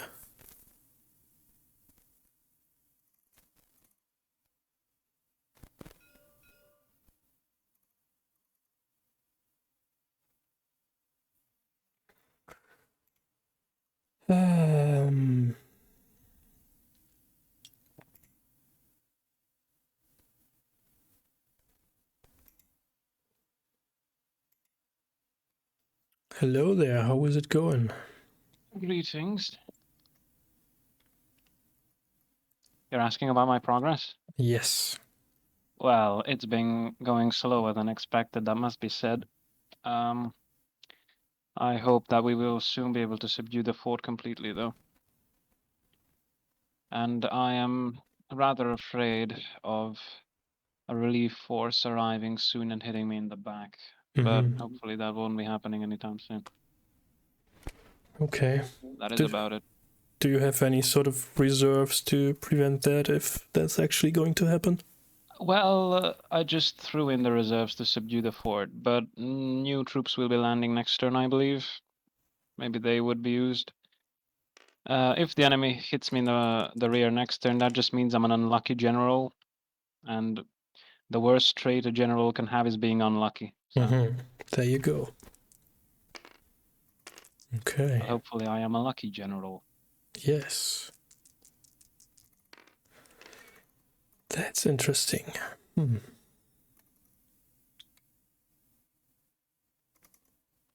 Were there any sort of plans to land forces at different beaches?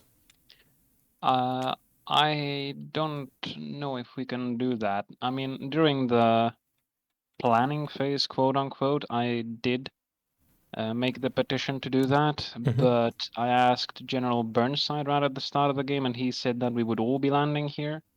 I think that is not really a good idea, but I cannot really overturn his decision. That's true. All right, very interesting. We see how it goes. Wish you good luck. Yeah, they'll run into the rowboats and. He did attempt to give orders that if anyone tried to board the rowboats, they would be shot. Oh, I'm sorry, what? So anyone running towards the rowboat is to be shot. Federal Admiral said anyone who's trying to run away and board the rowboats is to be shot by the crews. Wow. Okay. So no more 8th Connecticut. Okay. I didn't expect that to come up, but apparently it did. I don't know. Standing Maybe orders are they standing could orders. get over here. Okay, real fast. What on earth While under has transpired here? The same thing. There was some critical hits. The Okay. critical hit on one of them, and the other one took 4 hits. Good lord. Okay. It was a critical hit up here as well. Oh, gotcha. Okay. There's no way this guy would because this guy would see flags and stuff coming through the tall grass. There's no way he'd turn their back on them. He'd turn to face them. Blazer, you can still hear us? It's if you search Roanoke, and then the password is 135. Yeah. Or umpire. Yeah, Roanoke. Umpire. 135. Tunis, in terms of the brigade aboard, so the first brigade is aboard these ships here somewhere. We've just sunk 2 of them, and there's hits on other ones. What does that mean for the? No, they'd be on transports. Be on unarmed so transports behind. Okay. Yeah. So the fort has taken a hit. That's light casualties on that infantry brigade. Each of the artillery have now taken a hit inside, so they're only firing at like half capacity. No, so the guns will continue firing at full. The fort itself has 2 hits. If it takes 1 more hit, it surrenders. Okay. So what are we doing about the 8th Connecticut? Are they just? Yeah, I think I mean, obviously, I think the men remain on the beach, so they will take up space. So the peace remains, but they are no more. They're effectively non-fighting force. Yeah. Did anyone roll for the 4th Rhode Island? Because Sam is leading a charge. No, I didn't. No one has. Who's Okay. Who's Sam Empire? That's Loggy. I'll go. Oh, actually, that's me. No, I will that's go ahead you. and that's right. I'll go ahead and roll it. The one who's asking. Oh yeah, here's the breaking tile. Just slap that right on there. Let's just cover it in tiles. Okay, so that'll be for the fort.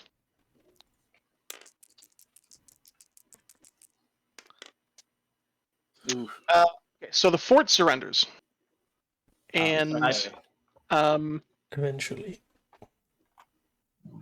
yeah, even I'd say the fort gets a +4 by the rules, but that's still a hit. So that's 3 hits. Fort Bartow raises a white flag. Okay. But even so, this unit is charging from behind. They shouldn't really get So the full do I even fort send him a bonus there. screenshot, or do I just send him the message, "You've been forced to surrender"? Just send him yeah. a white flag. Oh, and Park requested that, if possible, he would like to capture the commander of the fort. Oh, make me co-located. Okay. Yeah, I mean, you know what? Tell Bartow that the men have forced a surrender, and him being the commander, he has 2 options: either to surrender or he has the pistol in his holster. Okay, good. That was not really something that happened in the Civil War, but you know, it's. He could. I guess he can be shot attempting to escape, or he can surrender and go be co-located. Yeah.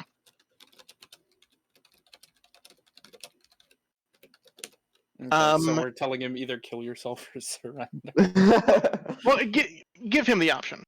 You know, attempt to escape through almost certain death, or surrender. Like, I don't think we should be encouraging suicide, even jokingly.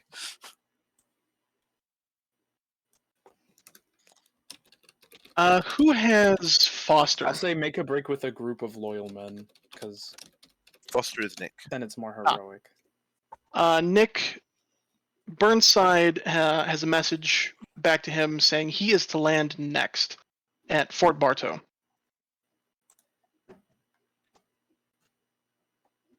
Okay, I'm gonna take the screenshot for Blanchard. Okay. I will reassure. I thought they were on the gunboat, so I'll reassure they are not. I was going to ask, should we roll for these guys? Because, I mean, yeah, they should be engaged. Yeah. I think so. Yeah, just moving forward a bit. And then I'm also gonna take one for Morbay. Morbay needs to include the Confederate Navy, but not. And not this screenshot, but before the next wave of screenshots, I will remove the pieces that have blown the hell up. But right now they're taking space. Okay, so these two get a +2 because they're attacking together. And this guy gets a -1 because he's being attacked by 2. So I feel really bad for the 4th Rhode Island. All right, so hits all around. Hits.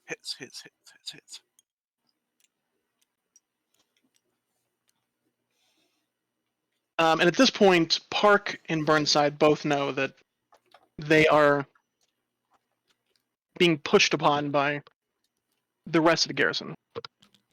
Yeah.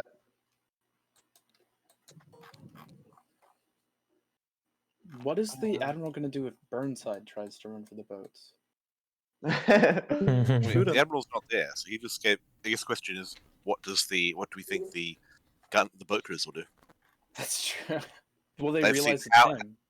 and if they do, will they pretend they don't, given the number of casualties they've just seen? That's true. I don't think he's a very well-liked commander in this situation. Well, also for the record, he's not an admiral; he's a flag officer. So Burnside outranks him. So he can tell the crews, like, hey. But that's if they even realize it's him. Well, he has. This is a very disorderly situation. He does have they'll recognize him by his sideburns. Yeah. And he'll call them sideburns. All right, I think we're ready to go to 1600. Okay, let me send out, or I forgot to type on the time on the screenshots. Just give me just like a third of a second. Is Mowbray firing at the federal Yep. ships? Okay. And that's Everyone 1600. Everyone and their consister is firing the federal ships. 1600, yeah. Okay. Shouldn't the rowboats go back to pick up more I men? think they just landed this update, didn't they? One of the groups can go back. There wasn't enough room on the beach to land the 99th New York. Okay. So now they're not Okay. staggered. Or now they are staggered. I'm ready to send whenever y'all are. Okay, 16. You're there? Hi, John. Hello, How you how's it going? Yes, I'm here. I just have to fetch some granite. Hold on. Yes, how are you, Sean? Sean. Okay, so what's up? What can you see? Nothing so far. Didn't get the report yet. Oh, okay. Should get it. Really? Sure. If Oh, Duke is here. Have we moved? Well, we just kind of kept you co-located. I mean, you know.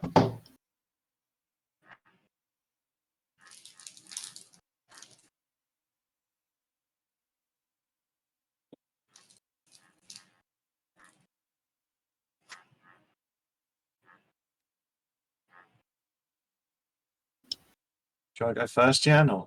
Okay. I want the I want the two regiments that are situated west of the river to engage whichever Union units they can hit from there. And I wanted, and the two regiments that are already engaged. I want them to continue the engagement. Will do. That's it.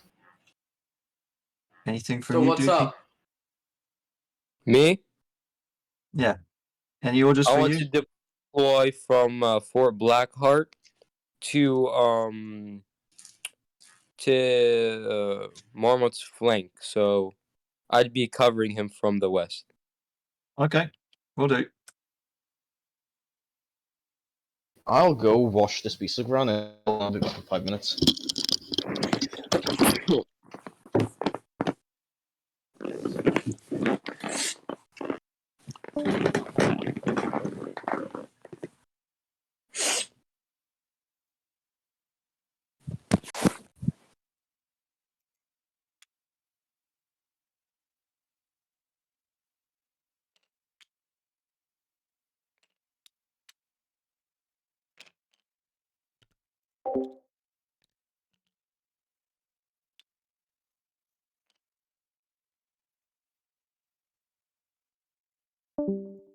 Me comes out from the sea, then you can't turn them around. I see.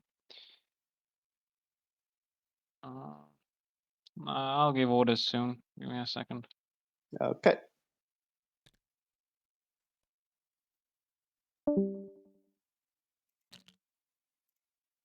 Personally, to show them what's possible. No, I'm not leading them in. I am just going in with them to organize this landing because I don't want it to end up being blown to pieces. Okay. Okay. Right, sorry, go through it. Just one last question before I go away. The battle line, is that everyone, or are you still leaving your 5 gunboats behind to try and fight Blanchard? Leave the 5 gunboats behind to fight Blanchard. Okay, thank you, sir. Yep. Not doing a full Sam Miller, not leading from the front. Yeah, I am going in with them, but I'm not leading from the front. I am just organizing the landing to make sure that we. Lame. Oh, I can't wait for Sam Miller to call you a coward. He's called people cowards for last. Oh, none I of will you challenge guys. him to a duel if he wants to call me a coward. Oh, none of you guys know what happened in D-Day. So there was the 6th Fallschirmjäger Regiment. They got dropped on directly by the 82nd Airborne, and they basically they put up a really hard fight, but by the end of things, the regiment was literally reduced to one block, one company. At which point, the commander decided, well, things aren't going so well, so I should no longer be here. Sam came up to him, found him, and called him a coward, and said that the reason his regiment was destroyed was because he abandoned them. I'm gonna stay on the boat, Sloggy. Okay. Oh man, what's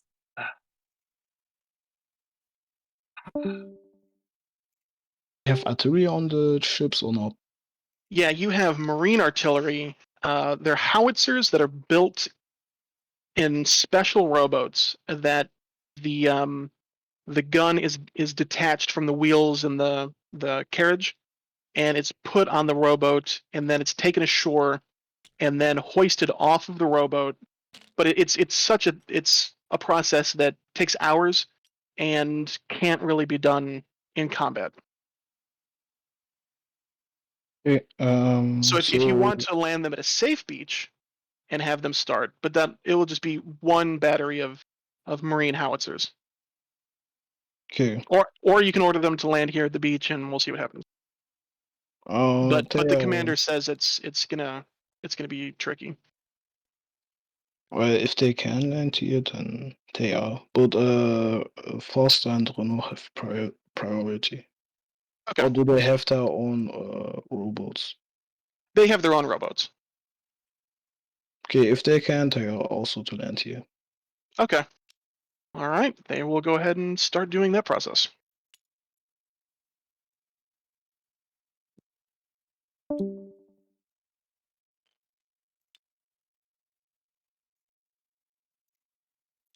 So let's just take another look at the overall situation. It appears that the Confederate squadron is pulling back now in cover of these forts, and the Union part of the majority of the Union fleet or squadron or whatever is pursuing them, going after them, which they certainly can do. Although both sides lost several ships, I think. Seems they have been removed immediately. There were some critical hits on both sides. So all these ships are shifting over, probably to attack Mowbray as well. That's interesting. I mean, this situation is a complete mess for the Union. They've basically lost 2 regiments, and the other 3 are here in sort of disarray. This one is almost gone as well, so there is that. And they are encircled. They have no way to sort of break through from this position. They have no artillery support, obviously, because the ships cannot shoot in this direction, as they are sort of screening the enemy with their friendly troops. Now this landing operation of 1st Brigade and then 2nd Brigade, they are landing right into this. I'm not sure. Do you spell it like this? Oh no, I cannot.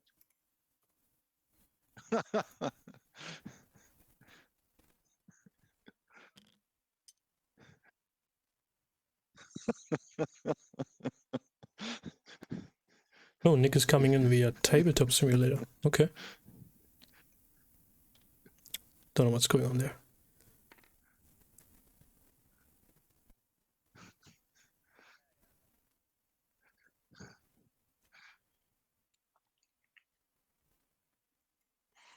Anyways, they are, yes, in a very horrible position, and these guys are landing in face of this sort of militia brigade or whatever. What is that? 60th Virginia, which has artillery support on this beach. So I don't know whether the Union can turn the tide with these sort of operations. I'm still of the opinion that they should have landed further south, then formed up and then do a massed push through, instead of these sort of, I don't know, landing operations in the face of the guns.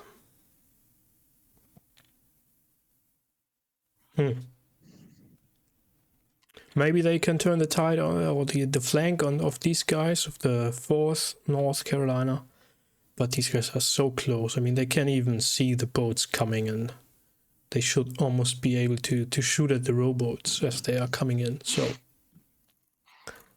I don't know.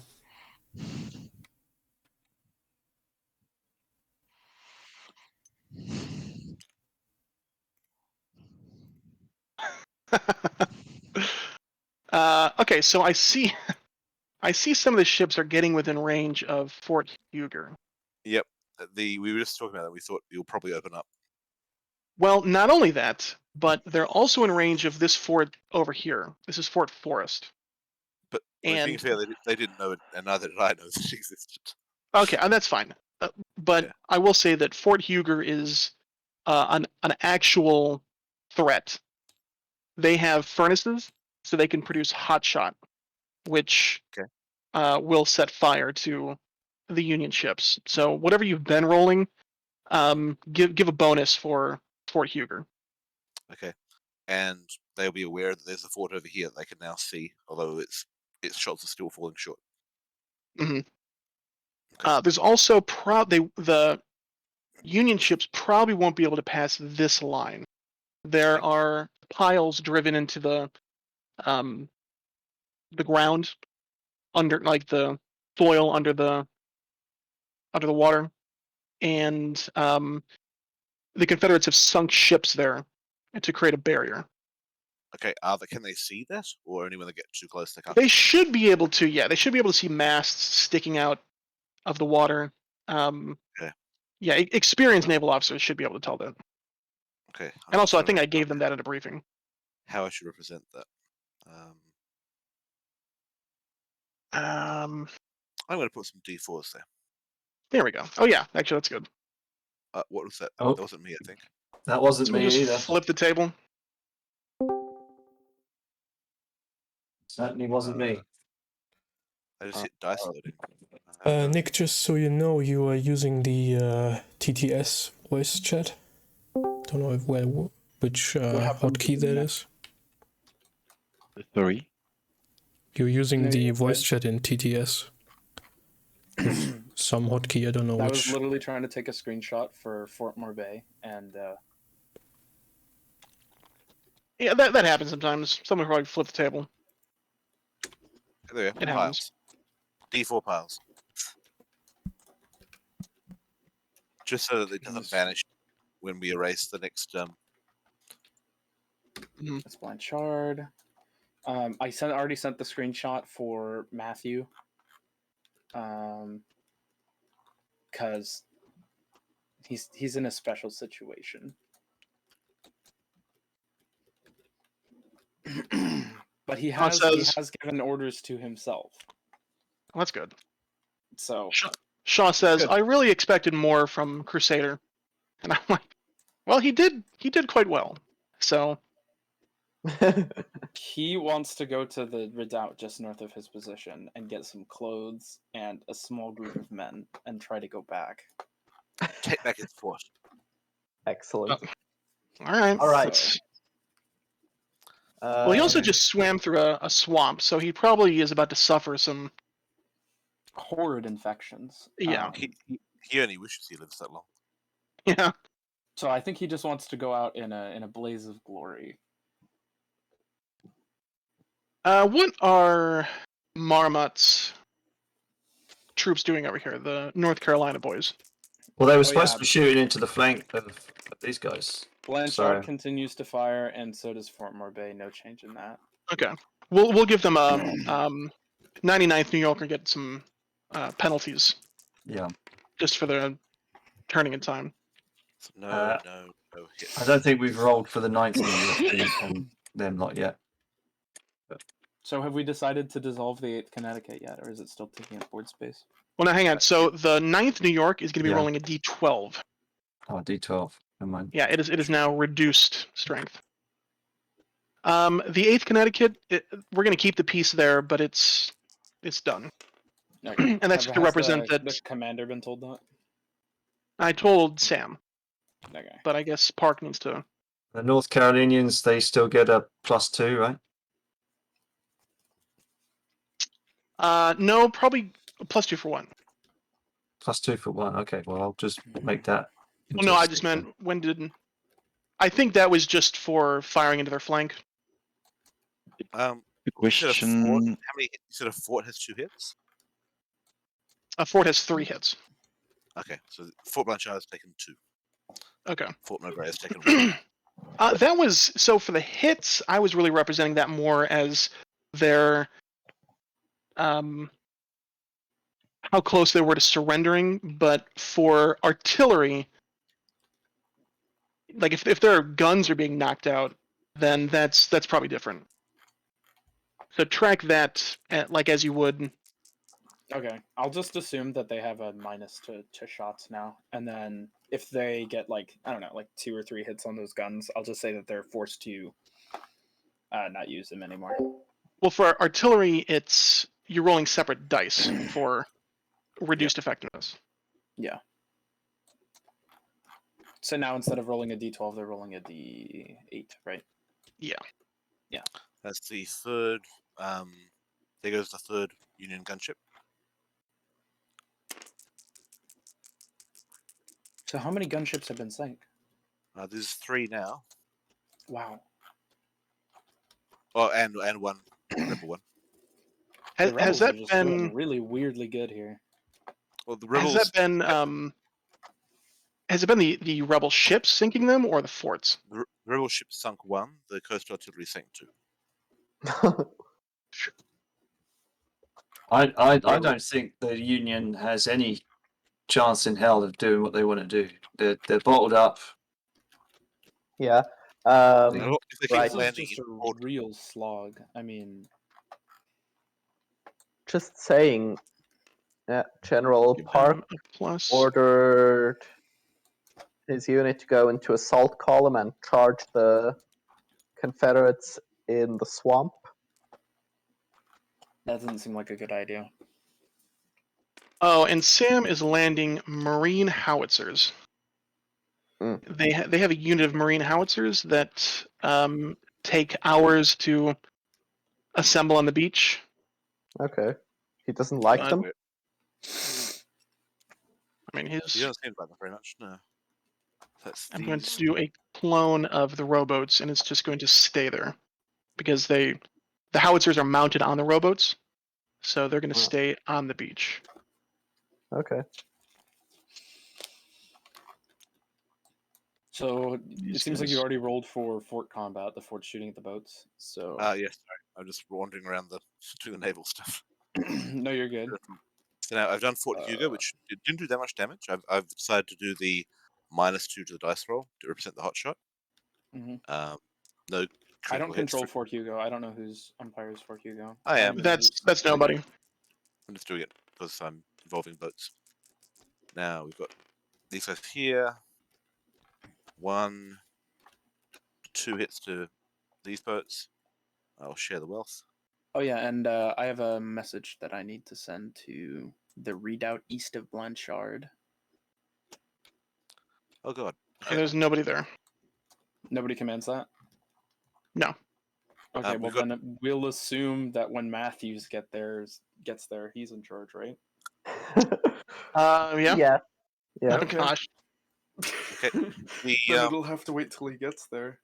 Rebel gunboats just sank a second one, so there's 4 federal gunboats. Wow.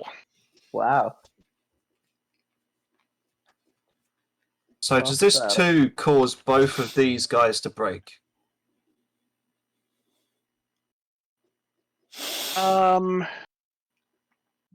So this was an artillery dice. Well, you said just pick up a D12, so. Oh, I'm sorry. There's hold on. There are. I think the sides are probably the same, but just to be sure. Well, you rolled a 2 anyway, so. The sides are the same. Okay. So it's actually you'd be rolling for the 9th. So this Yeah. D12 would be. Yeah, that's what I'm asking. I'm saying he rolled a 2, so would that make. That would cause him to break. Right. Okay. Yeah. So the dice you're rolling affects that. Yeah. Okay, I'm doing a bit of dice mapping. So I continue the piles across the channel, and I've got this stack of dice here. It is the other fort, whatever it's called. So Fort Morbay or Fort Blanchard? No, the one on the other side of the channel, which isn't mapped. Tunis mentioned the name once, so was only half paying attention to the name. Apparently, the officers were General, Mikros. it's Fort Forest, not General Forest. Fort Forest. Cheers. So then that would make Nice. this guy be a hit and breaking as well, and then this guy would just take a hit. Is that right? Yes. Yeah. Right. Okay. There we go. Okay, that's an, I'll snatch a breaking tile. And I've got these blue dice here. Along here are the Still coastline. the line. Actually, I got a breaking. Oh, okay.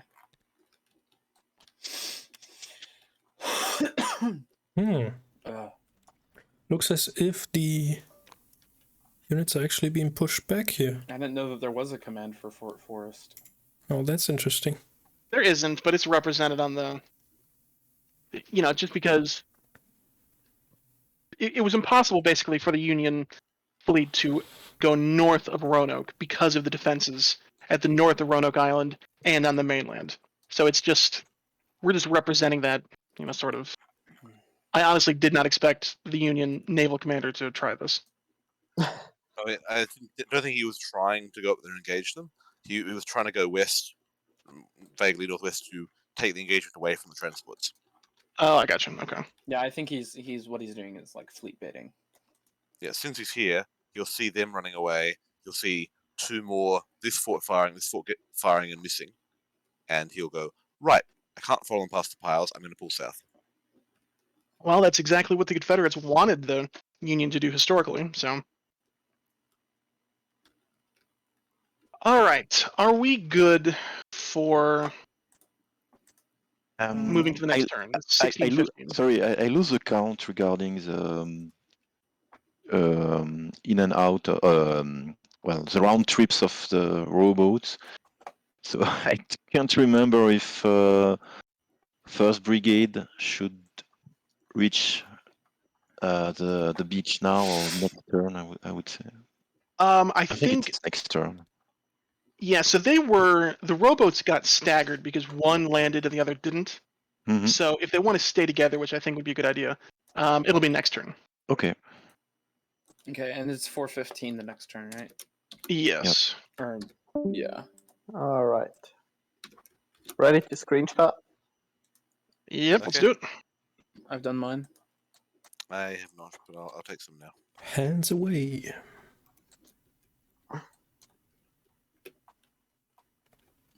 Let's try that again.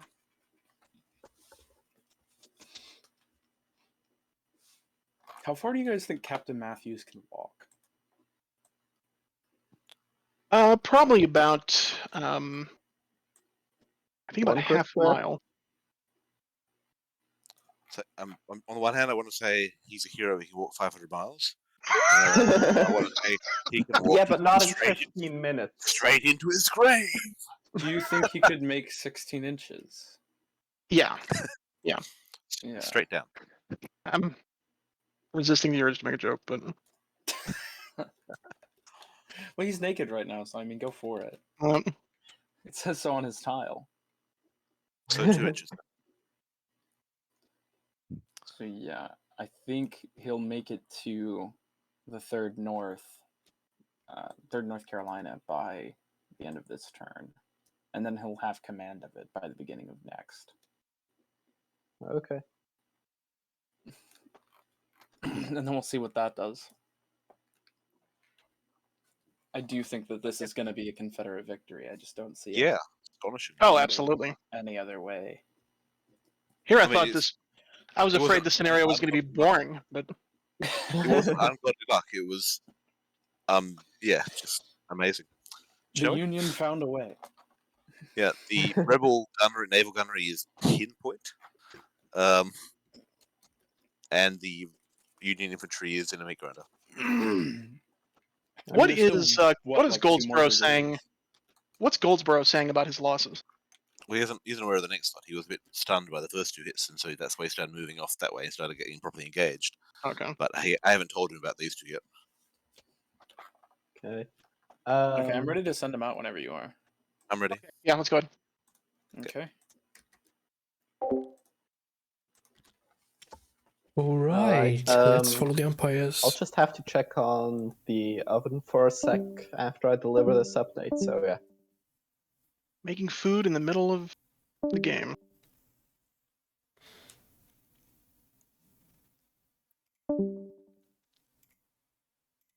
So, you can see that your Coast Guards have been forced back. There are 2 Confederate regiments on the other side of the river firing at them, and they were able to stay in combat for about 10 minutes before breaking just under the overwhelming firepower. Some officers have been killed, you're hearing, but they've come back kind of underneath the protection of the fort. You can see that Park is forming some lines north, and he's engaged with some enemies, but you can't tell exactly what the enemy composition is. But he seems to be taking some heavy losses too. One interesting thing of note is your officers have corralled some of the prisoners here at the fort, and the commander doesn't seem to be present. He hasn't been killed because no one's seen his body, but he isn't here. So that's quite a mystery. The Marine artillery has just landed, so they're in the process of getting the howitzers formed up, but they say it's going to take at least 2 hours to get them all formed up and assembled. And on your left, Foster is landing on the other side of the river.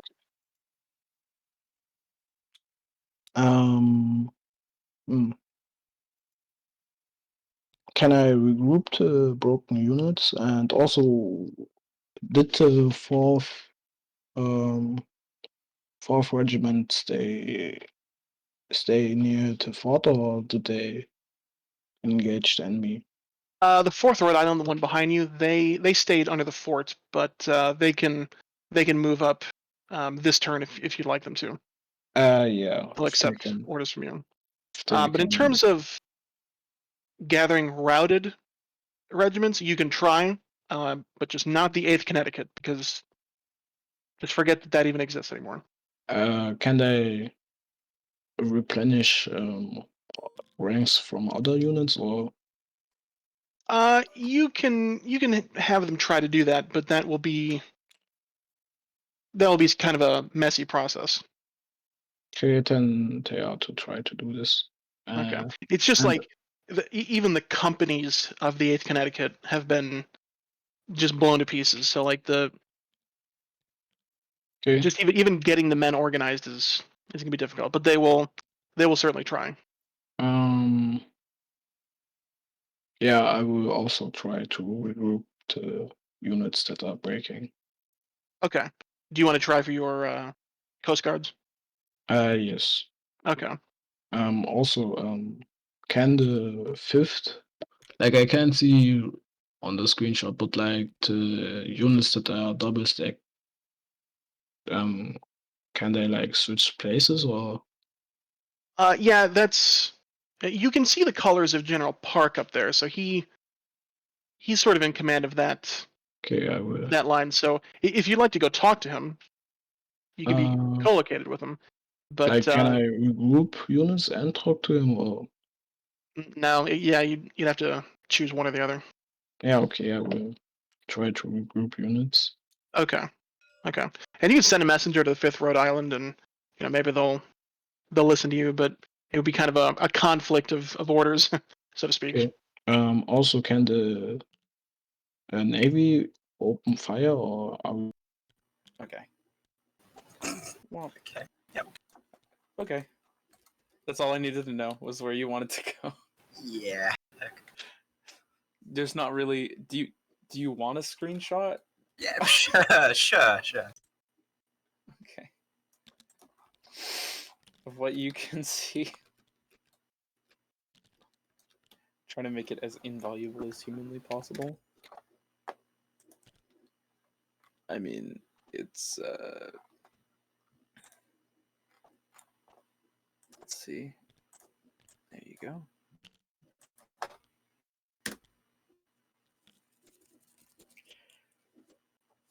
Nice. There you go. Man, I walk fast. Okay, yep. Oh, actually, never mind. Okay, yep. Yeah, makes you're in the total same sense. spot. It's just a different angle. Right, that was Crusader who just swam across the the water here to get away out of the fort.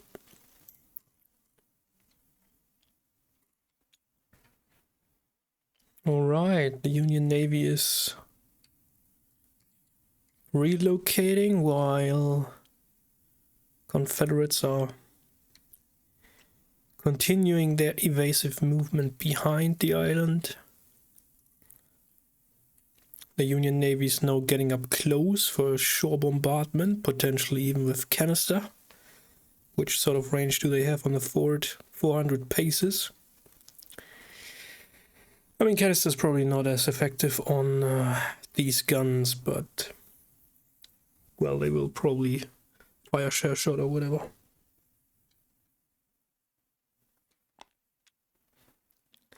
And to my big surprise, the Union is actually able to land regiments on this shore. So that will be very interesting to see how this combat goes. Over here we've heard that the overall commander of the Union is trying to rally breaking regiments. While, yeah, I don't know. Park is trying to push onwards into the swamp with the man he has available and still combat effective. And Confederates even still have a regiment in reserve there in the fortifications. And we have almost 2 brigades still sitting on the boats and waiting for transport on the beach.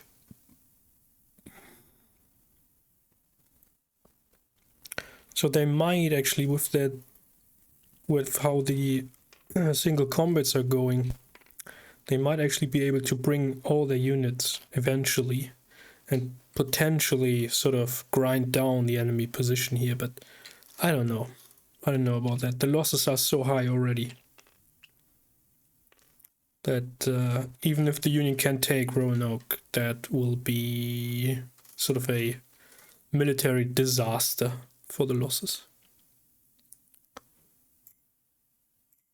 That is... 6 is a hit, isn't it? Sorry, we got a hit. I'm just looking at how they interact. And then the Delaware just blew up. Okay. Wait, lower is better? Yes. Lower is Okay, so they've sank lower the is Delaware. bad for the person. Being I mean, shot. lower usually means route. Yeah, which route in this case is critical. Yeah. So they've blown up the yeah. Delaware and done more damage to the South Field. Yes, but these 5 are also Now- firing on Blanchard. Let's see. Which Blanchard is going to fire at the Stars and Stripes in Louisiana. Hang on one second. So this likely won't change the result, but let's move the ships back, just because they're probably in. It's quite shallow at this point. Okay, well these guys aren't firing there. These guys have been ordered to. I mean, still, the water's so shallow you could probably stand right there. Okay, so back here. I'd say probably here. Okay. Well, they're Okay, going as so far for as they the can. Stars and Stripes, Fort Blanchard got a 6. And for the Louisiana, a 1. Sorry, the Fort Blanchard is rolling d6s. Oh, is it? Oh, no, I thought... No, because each of these guns only has 1 damage. So I was Hey, trying to these- do Alright, something. These guys are charging, huh? They want to. Okay, so Okay. Is it N Because or remember 1? the guns Yep. when it's taking naval fire are separate. Yep, so it's taken 1 hit here, and then it blew up another one, did it? Okay. Justin? Yep. These guys are charging. I don't know if it will change anything to the result. I don't know. I haven't got there. I haven't even looked at it yet. So I have a question. If the goal of the artillery guns is to get a 1, right? Because that is obviously a route. Why, when they're damaged, do they roll a lower die? Because that increases the chance of them rolling.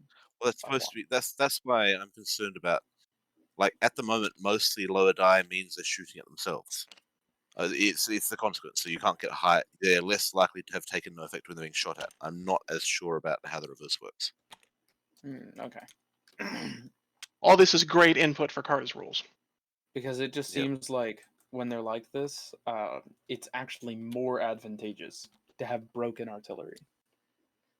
Yeah, and there's also issues with if there are 3 units firing at one unit who's firing at the 3, why is the one unit 3 times more effective? Exactly. Yeah. I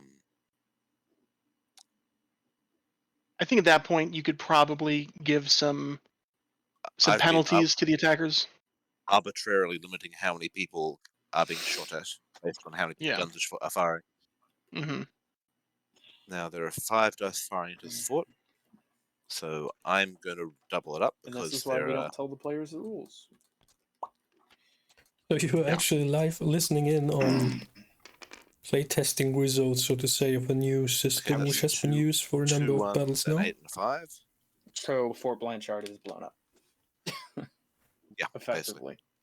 These guns are knocked out. They're... Which is also sort of typical part of Kriegsspiel. I mean, not so much the system development, but the way how we sort of in the International Kriegsspiel Society are running the games and sort of coming up with new systems, evolving the systems.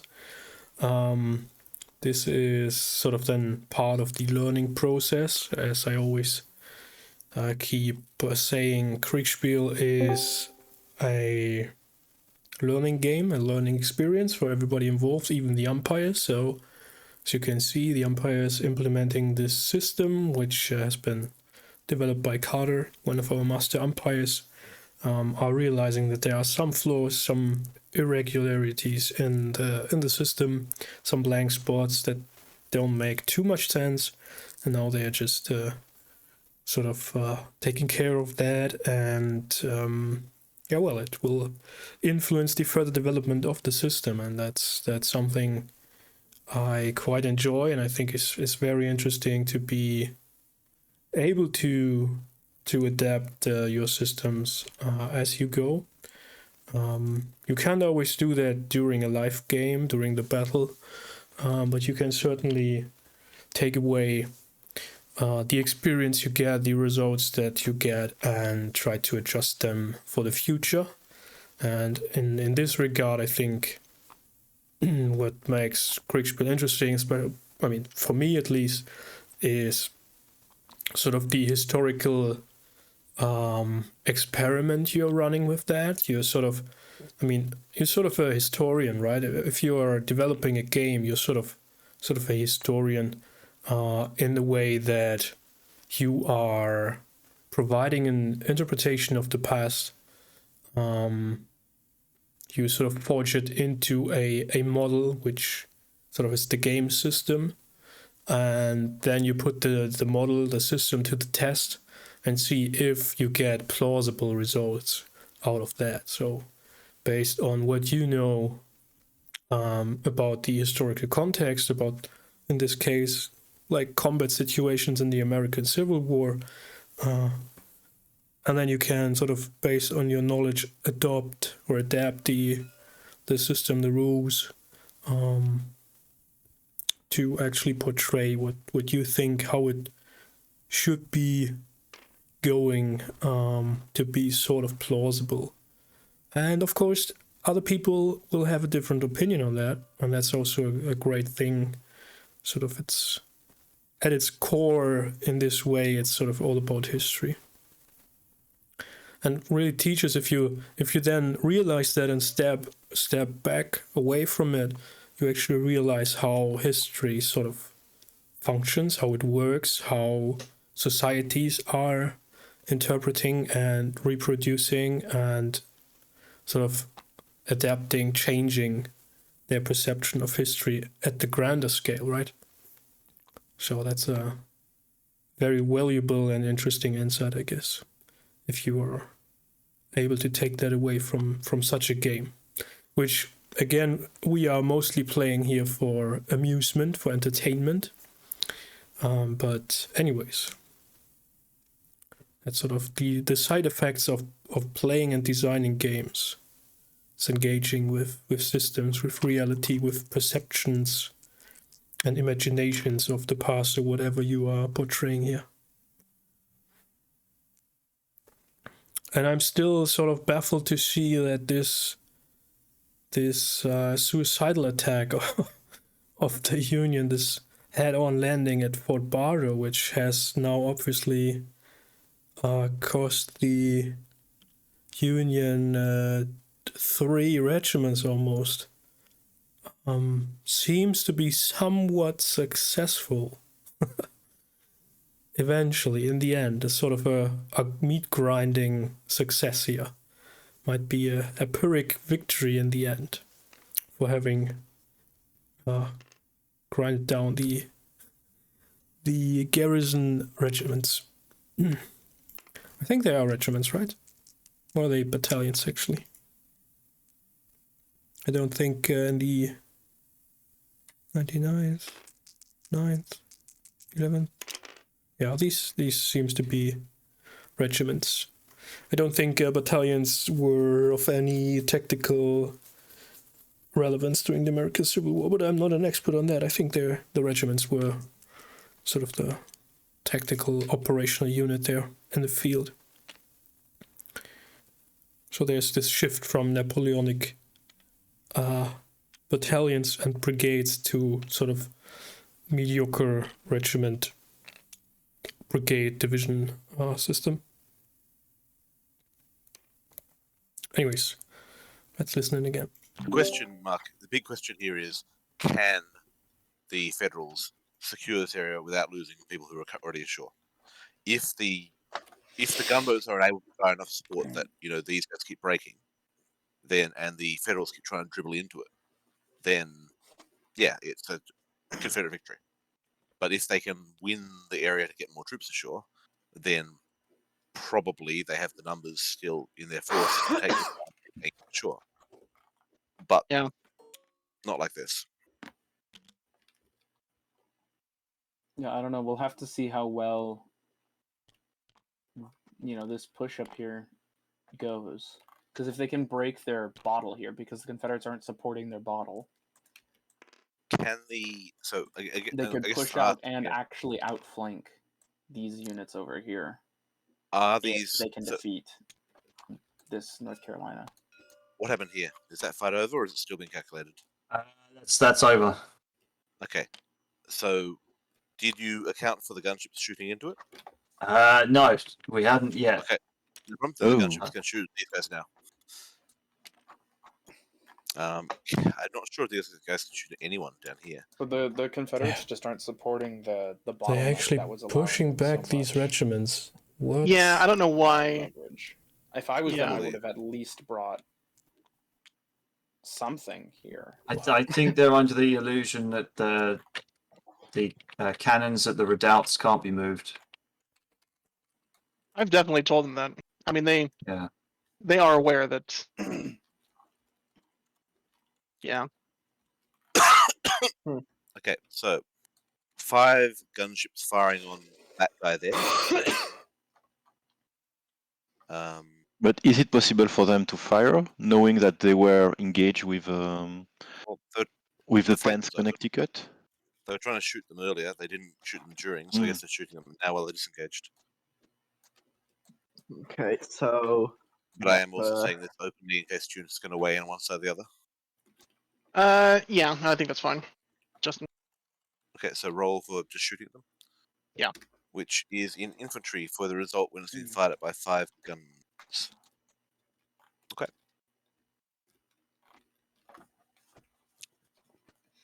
Which I don't roll 5 times, so I just roll twice for saturation. Okay.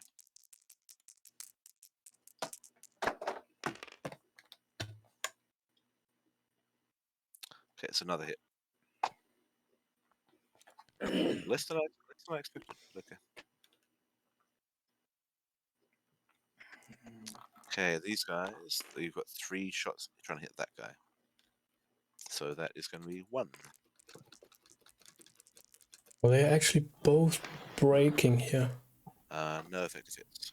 I mean, these guys, they have... Wait, D12, sorry, wrong. 1 regiment combat affected right now. This one seems to be rallying up. So 2 regiments is 9. Awesome. out of the whole brigade. Still, they are pushing back the enemy. That's sort of, I don't know. All right. What to think about I that? finished my section, so I can take screenshots whenever. Okay. So I think we're good to go to 1630. Yeah. Okay. Sniper is attempting to repair his ships. I told him he couldn't really do that much in a tactical situation, but he's just patching holes and stuff. Okay. Boarding up the bulwarks. Yeah. Good. Scrubbing the decks. Throwing spare limbs overboard. I'm sure the fort commanders are so happy that their naval support has absolutely screwed off. Yeah. Especially when they were theoretically winning. I mean the amount of sinks this game. From the Georgia victory. But most of these sinks, like I think only one of the sinks has been 4 hits and down. Most sinks have been critical hits. Right, but they're rolling really well, and I think that, like, if I was in this situation, I would not have pulled those ships away. That is just kind of abandoning the poor forts. I would have hung on with the rebel ships and just try to get through to the transports. Yeah. Okay, so it's screenshot time. Screenshot 30. I gotta move these dice out of the way. Okay. Be aware the piles and stuff up here which are made of dice are terrain features. So don't move those out of the way.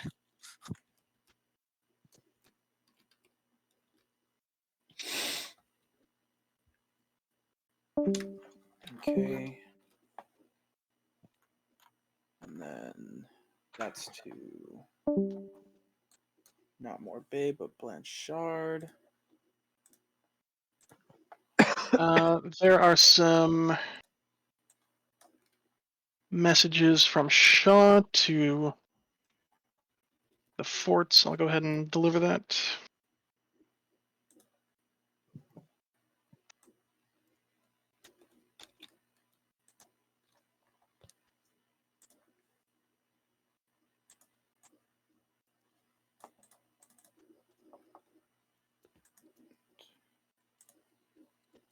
All right, I'm going to talk to Burnside.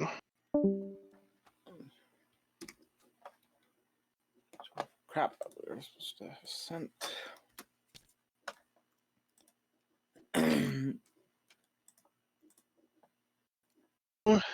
So yeah, there's a lot of action going on around Fort Bartow. You are in the process of reforming your Coast Guards, and they should be reformed definitely next turn. So they'll be ready to move next turn. The 4th Rhode Island has been routed. They're now standing on the beach with the 8th Connecticut. They were firing against the Confederate regiments on the other side of that creek, and they just could not stand again.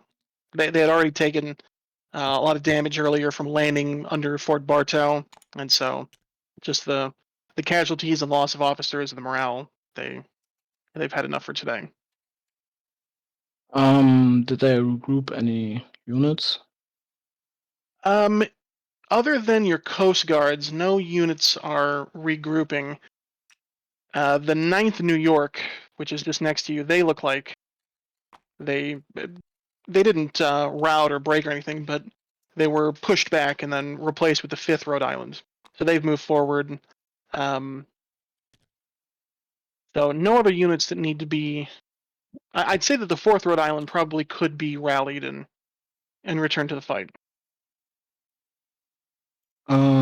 I will take my Coast Guard units and continue to advance out of Fort Bartow to expand the bridgehead. You want to go north with those? Yes. Okay. It's probably going to be a little cramped up there because the 5th Rhode Island is deployed in line. So you can You can try to squeeze around them to the left. If they can also advance, that would be appreciated. Or Okay. are they under Parker? They're under Park, yeah. But Park looks like he seems like he's moving forward. Okay, if he's moving forward, I will also move forward. Okay. Do you personally want to go with the Coast Guards? Yes. Okay. Also, did the message also already arrive to Renault? Yeah, you sent him aboard one of the rowboats, and yeah, you don't know if Reno's got the message, but they have been sent to him. Okay, I think that's all. Okay, and you can also see more of Foster's regiments are landing, and he's engaged in battle with the enemy regiments on the other side of the river. Okay, sounds good. Thanks.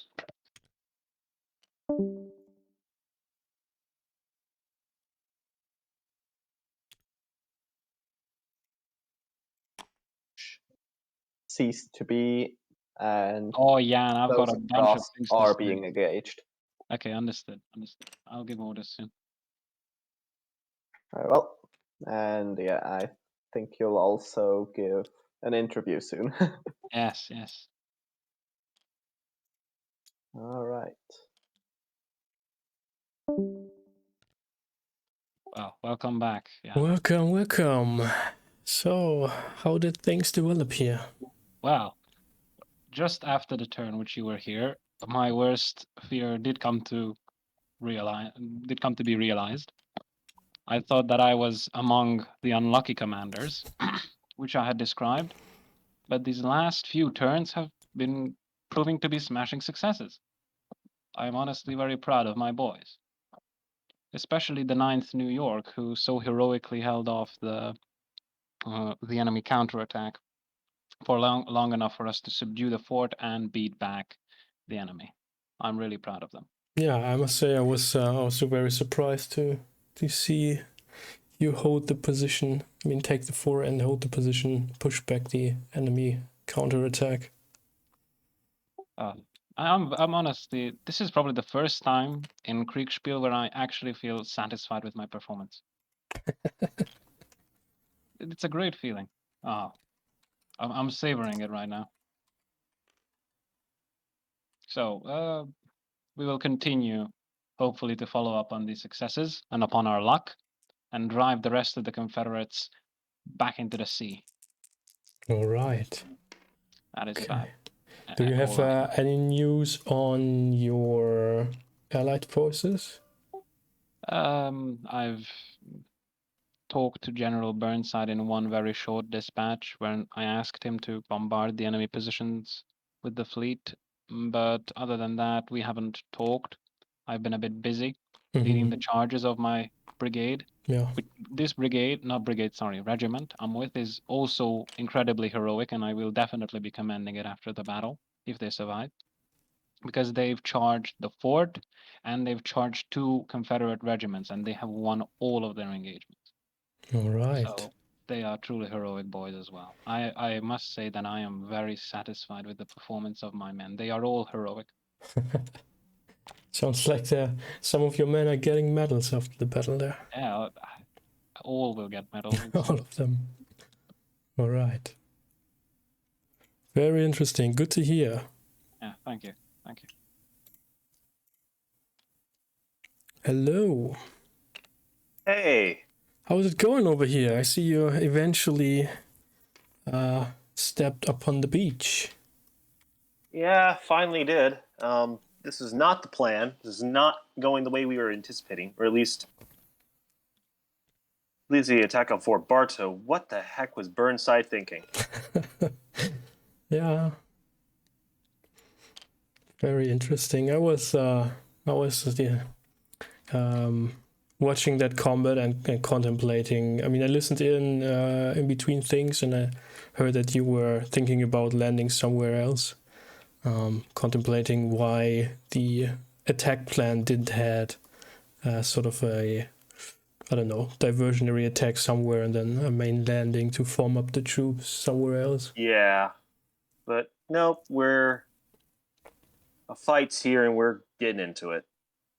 I'm trying to help as much as I can, but I can only go so far.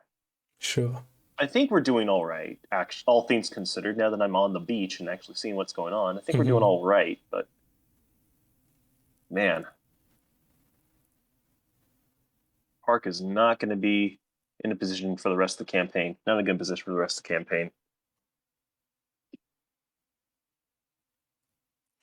Yeah, I mean, will be interesting to analyze the situation over there after the battle. Yeah. You're streaming? Yeah, sure. Okay, I just, yeah. So... Yeah, I'm just advancing, trying to make room for the rest of my regiment so they don't get bottled up here on the beach. Okay, and then there's another complete brigade under Reno waiting to disembark. Yeah. And are they coming up behind you, or are they going to? I don't know where they're going to be landing. Okay. I'm on the beach now, and I'm gonna let Sean and Reno figure that out. But I'm here on the beach now, and I'm supporting Burnside now, so can't do much else but just try and preserve my force and just keep order and keep morale up. There you go. Best of luck with that. Yeah, I'm gonna need it. Gentlemen, hello. Oh. How's it going? Hello. Not really good. It's going. It's going downhill, but it's going anyways. That's the important part. Yeah. To be going, at least. What happened? I don't think you need to ask that, Orby. The first wave of Union landed, as far as we know at least, landed at Fort Barthow, which coincidentally is on a peninsula, which is on all sides separated. Well, on the north it's separated by marshland, and all the other sides separated by water. When we saw that, I deployed my regiments to contain the Union inside Fort Barthow, which went. It was working. And by the time I set up troops to shoot at the flanks of the enemy, I guess something be the dice for the universe made me lose that engagement in which we had every single advantage. In the meantime, fourth blank card and the beach on my flank is being landed on, which we pray to God Yuki can manage himself. And yeah, that's how it is right now. So how are you going to deal with the situation now? Currently, as far as we know, the forces at Fort Barthow are ineffective. Well, the Union forces there are ineffective simply because of the amount of casualties they've taken. For now, I am on damage control. I'm trying to recover my forces. The ones that do not need recovering have been sent to defend the main landing on the beach that's currently on our western flank. Our goal right now is to simply see how the landing goes. Currently, the Fort Barthow area, it's out of question if we can destroy the enemy there. We will simply contain them in the peninsula and prevent them from flanking us. And try and hold on the main beach and see how it develops from there. The Yuki's troops, which are defending the beach, are the freshest we have, and yeah, if something goes bad, we know at least it wasn't the troops. He has the freshest and the least engaged troops of the army around now. All right.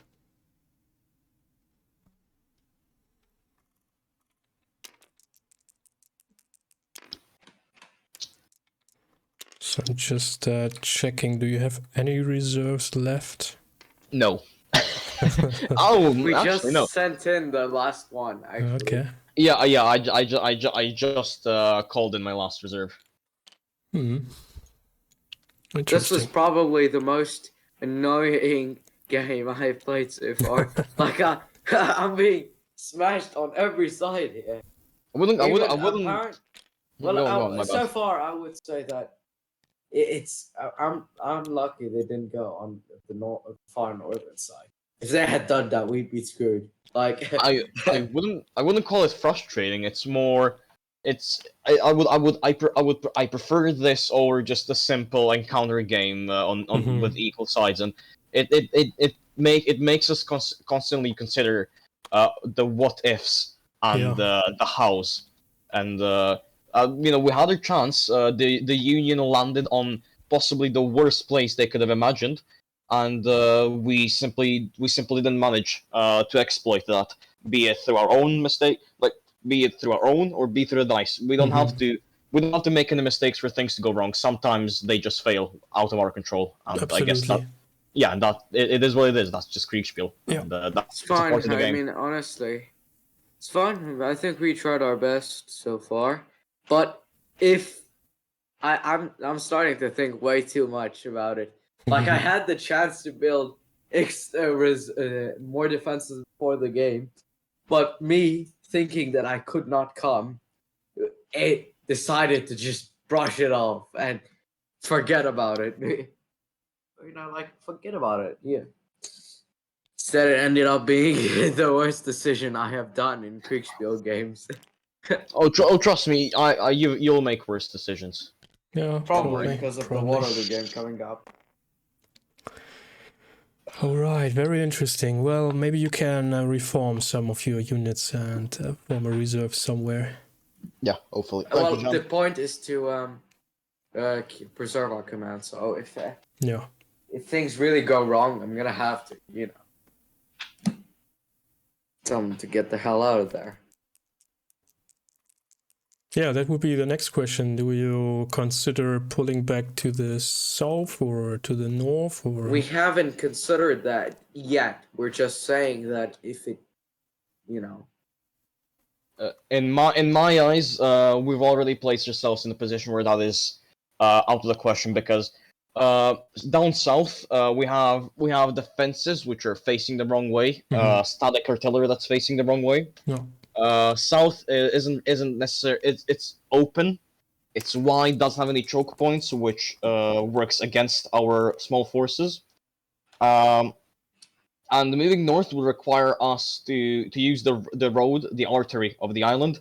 But that would mean we'll have to disengage from the main troops here, some of which we expect to be at Fort Blackheart. So it isn't out of the question that the road up north is already cut out. So whether or not it's possible to retreat, it's up for debate in my eyes. We don't have a guarantee of a safe retreat from now on. Okay. Because a fighting retreat will require some form of reserves to keep the enemy while retreat, but we don't have that. All of our forces are engaged, and the very moment we disengage and try to pull back, the enemy will fire their backs for a minute and then advance on us, which wouldn't give us the goal of expanding the distance with us and the enemy. It would just change the positions onto a more disfavorable one. Okay. We'll figure it out, I guess. Well, thank you very much for the insights and good luck with that. Thank you, John. Thank you. The 1630 turn. I think now we can go ahead and call it. Okay. So The 4th North Carolina has been pushed back. Go ahead and send the screenshots, and then we'll get everyone together. Well, do you want us to do screenshots then, or just call them into the channel? So, yeah, so are we calling this a Union victory, but a Pyrrhic one? I would say. What does everyone think? Let's go around. I say Union holds the ground. Confederates have ended the campaign but lost the battle. Yeah. Yeah, pretty much. Yeah. Another such victory and the Union is done for. Confederate strategic victory, Union tactical. Yes, they've taken Roanoke, but they won't do anything more. We're gonna name the battle report Krakoan. Yes. All right, let's go ahead and wrangle everyone up. Oh, I'm sending screenshots. I thought we were gonna. I can just slingshot everyone to the Empire channel as I go. But that works, yeah. Yeah. I'll name anyone who doesn't seem to have text. Let me know. We can make them assistant Empire so they can see Empire text or something. Yeah.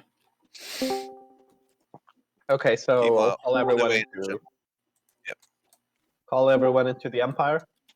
Yep, I'm throwing them in now.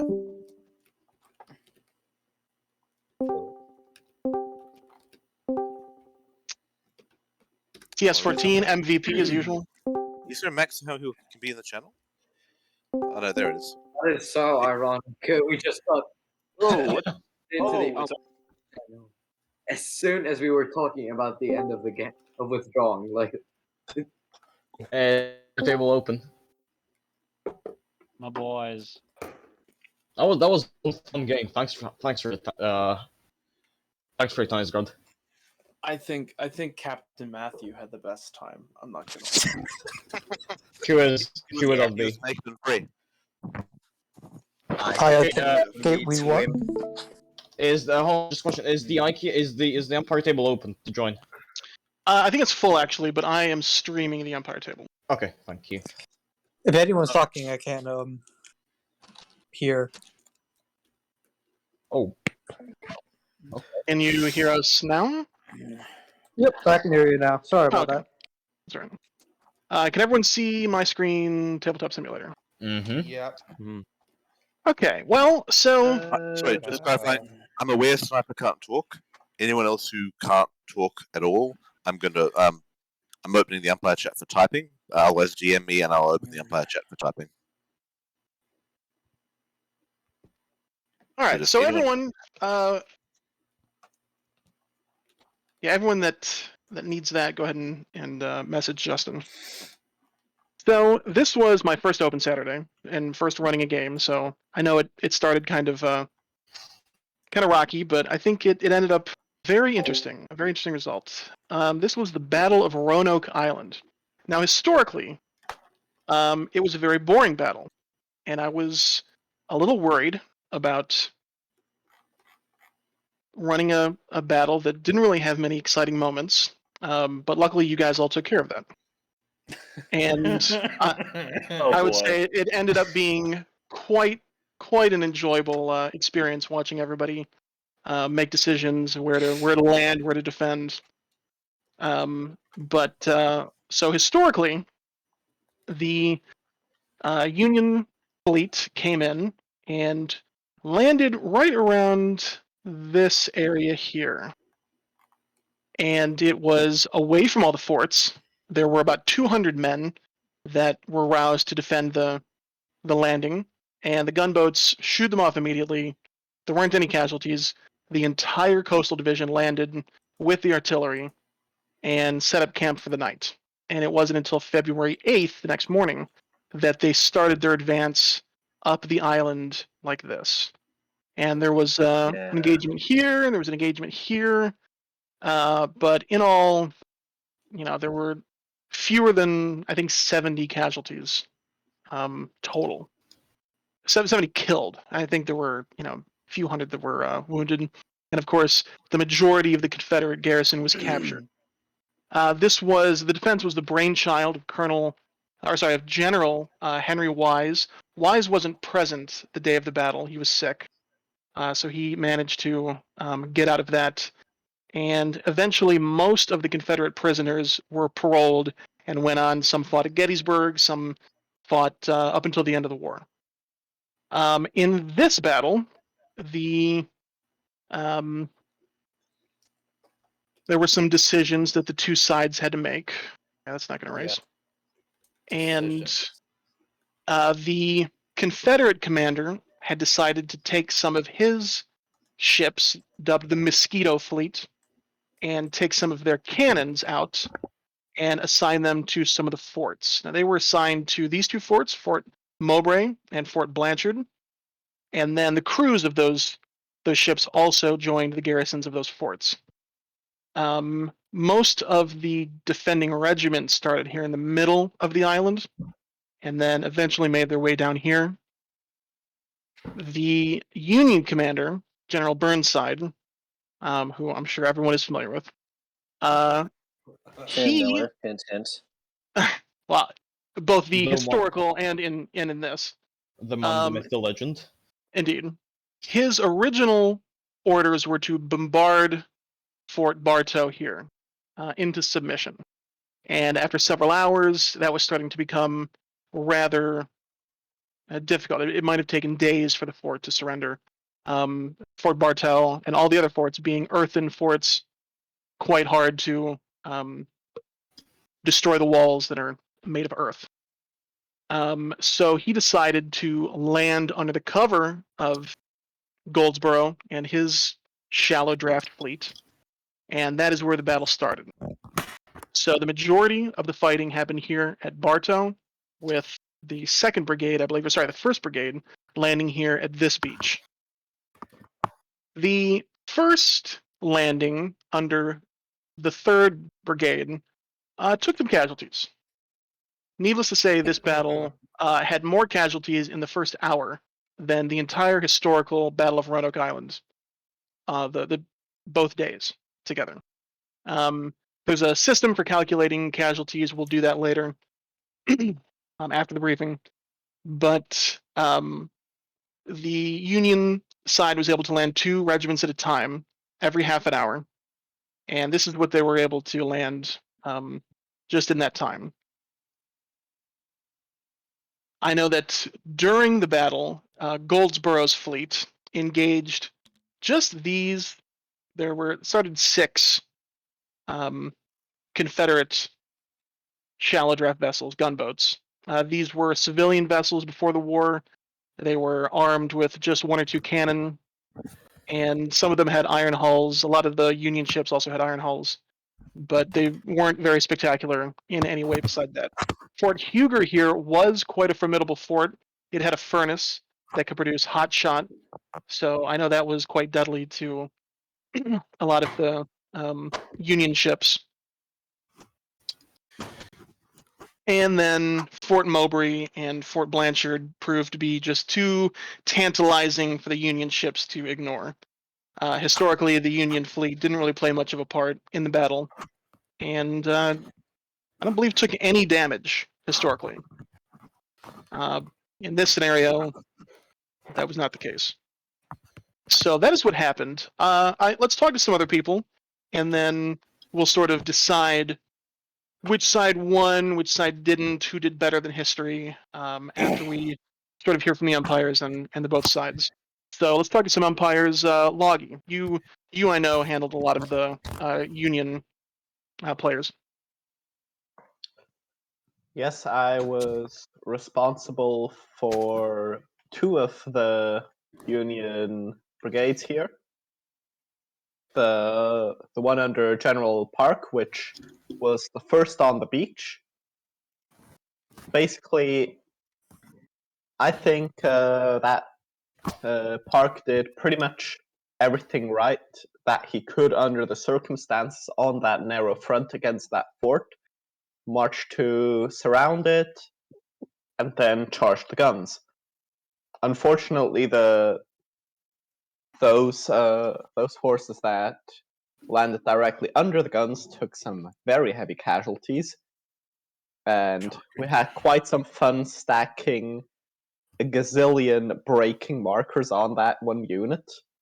That's right here, the 8th Connecticut. Some point we just stacked a load of markers on it to show that it really did no longer exist. And yeah, he wanted also to capture the fort commander, but unfortunately that he managed to swim away to safety. Would we have caught him, by the way? The 12 dudes I sent after him. Basically they went after him but didn't find him. Aww. Because he had in the meantime already made his way back to the redoubt up here and gotten himself a new uniform. Didn't he get shot? Like just a naked dude running at the redoubt. That's a bit sus. Us Confederates don't treat the naked people and unarmed people, I'll have you know. Okay, so just a question. That's because that's an indicator of them being a Confederate soldier. You know, because they don't have uniforms or weapons. So. Well, you see, that's besides the point. Okay. That's just a standard Confederate officer. Let's not bring up the fine print. Okay, we can just look over that. Okay. All right. Well, here let's hear from Nick.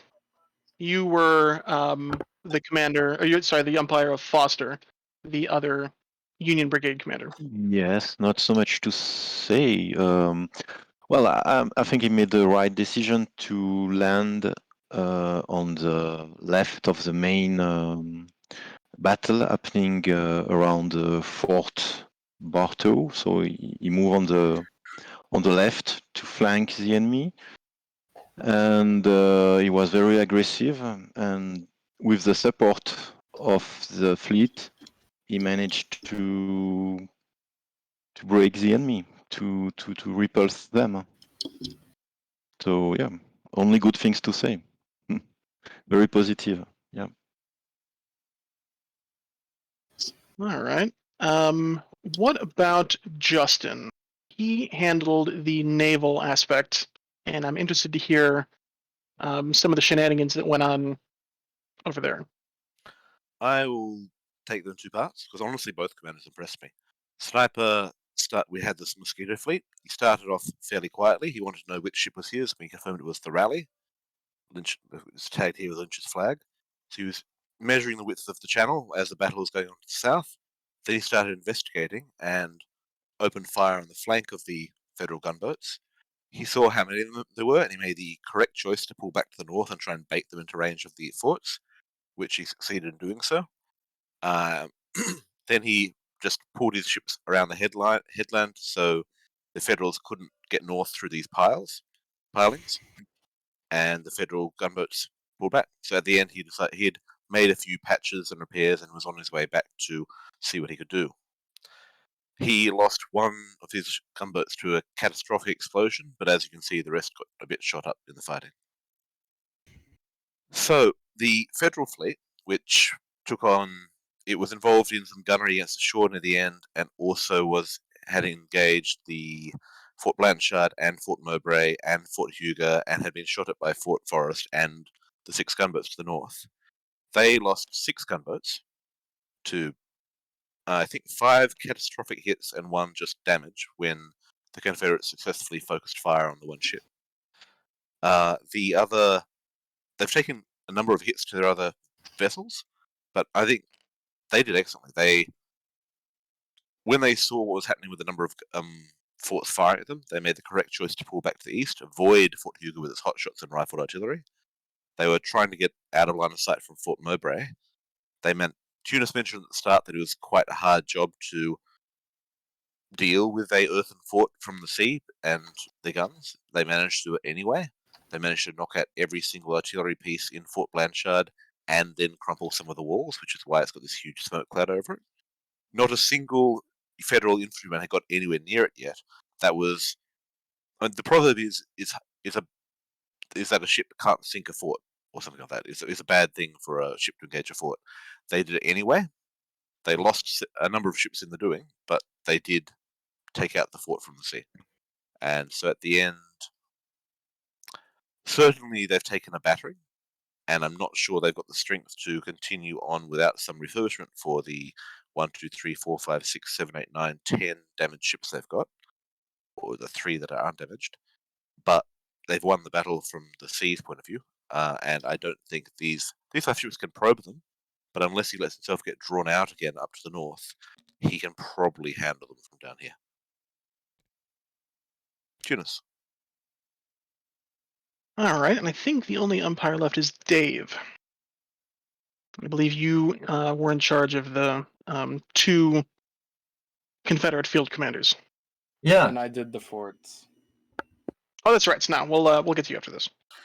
Yeah, I just want to say, they didn't really do much wrong. I think the only thing that happened really was that due to the amount of fire coming in at the end from those gunboats when they got in close, that's what kind of did you over. But other than that, yeah, it was fine. It was,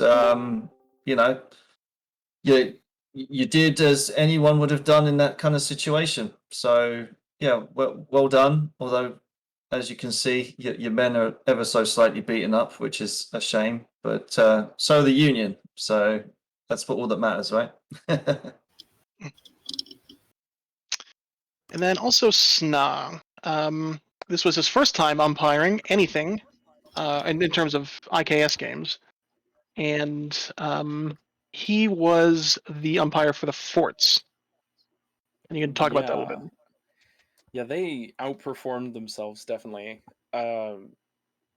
dealing a very heavy amount of casualties. I mean, very calm heads amongst the three commanders, and a very strange journey for the commander of Fort Bartow, who, after losing his fortification, managed to not only escape but take command of a new unit, and was on his way. I think overall, all of them outperformed, I think, what everyone expected of them, especially Fort Bartow, who took that immediate landing and routed, 2 units, and then did heavy damage to the rest. So overall, I think a very excellent performance from all three, especially Fort Blanchard with their, I think, 3 or 4 sunk ships. All right, let's go ahead and hear from the Union. I'm definitely interested to hear Sam's exploits. He must have watched The End of Glory a few too many times, and imagine the 54th Massachusetts storming Fort Bartow, as I have. But Sam, can you talk about your experience?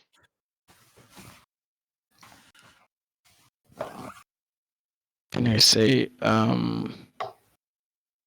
Well, first off, I want to speak why I decided to attack Fort Bartow. So I had the option to land south of the island, but it was a bit swampy, so I didn't want to. And I also kind of wanted to suppress the Union.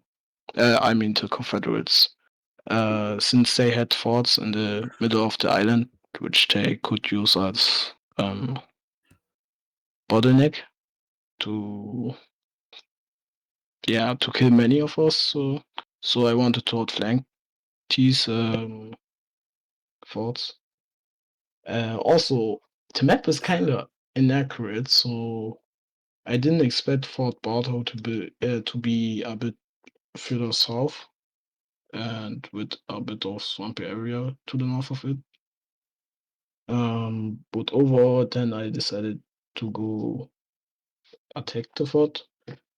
The attack went kinda horribly, but I think Park did a good job by outflanking the fort. But I was kind of surprised that the fort still didn't surrender after he outflanked them. And the commander kind of survived. He After that, I wanted originally Forster to also land at Bartow, but luckily for me, he decided not to. And I feel kind of sad for Renault because he didn't fight this battle. He was always on the ship.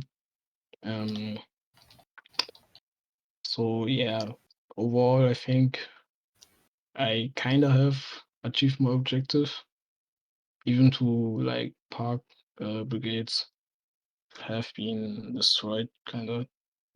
But I think we can technically continue the campaign unless we get even more casualties, which I don't think would have happened. Overall, I'm happy with the results.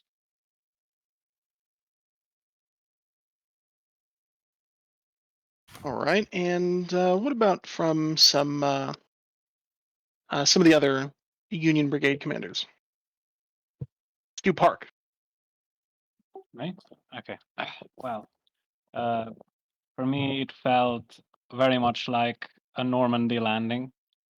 Since from the first second on the beach, my boys were just getting absolutely battered.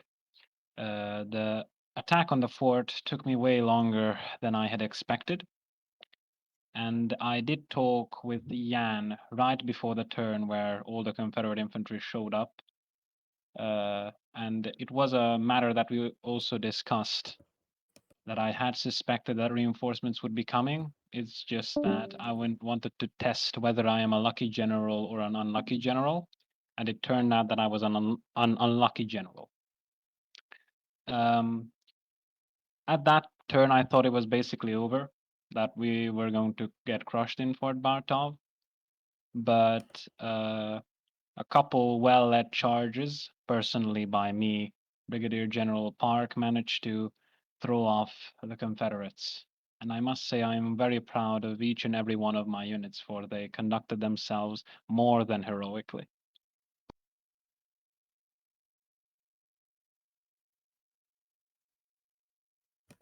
Okay, and what about Foster?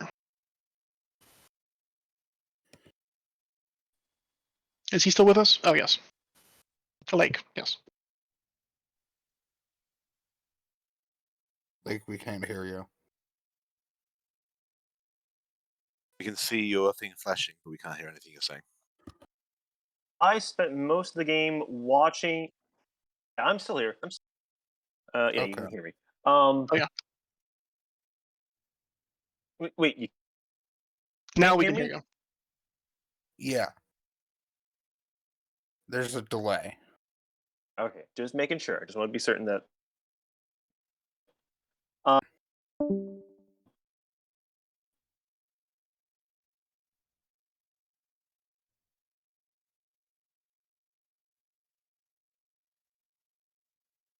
Okay, we seem to have some technical difficulties. We'll get back to Lake. Let's go ahead and hear Sean. You were playing Flag Officer Lewis Goldsboro. Yes. Basically, I had two thoughts on what I wanted to have happen in this battle. I wanted to support the army, as was my job, and I was outside hoping I could take some Confederate ships as prizes. You know, because fun. The option to do that didn't materialize. Once I realized that the Confederate fleet was not going to close with me, I elected not to engage in a gunnery duel with them.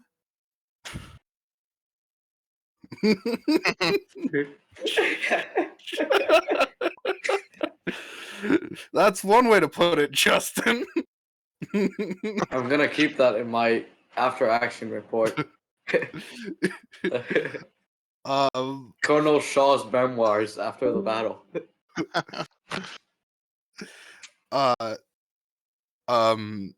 And basically, I realized that the troops on the land were going to be overrun.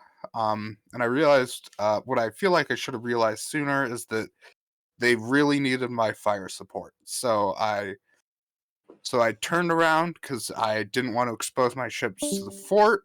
And I ordered them to get as close as possible to the enemy, the enemy infantry, and just blow them away, like beach themselves if necessary.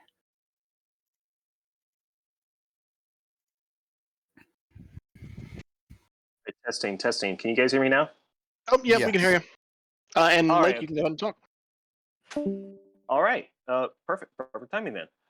So yeah, I was waiting on the boats for most of the game, while discussing with Reno and Goldsboro, and it was. I think we were of the consensus that Burnside was not doing a good job with this assault, because we could have landed elsewhere, and this would have gone a lot better for us.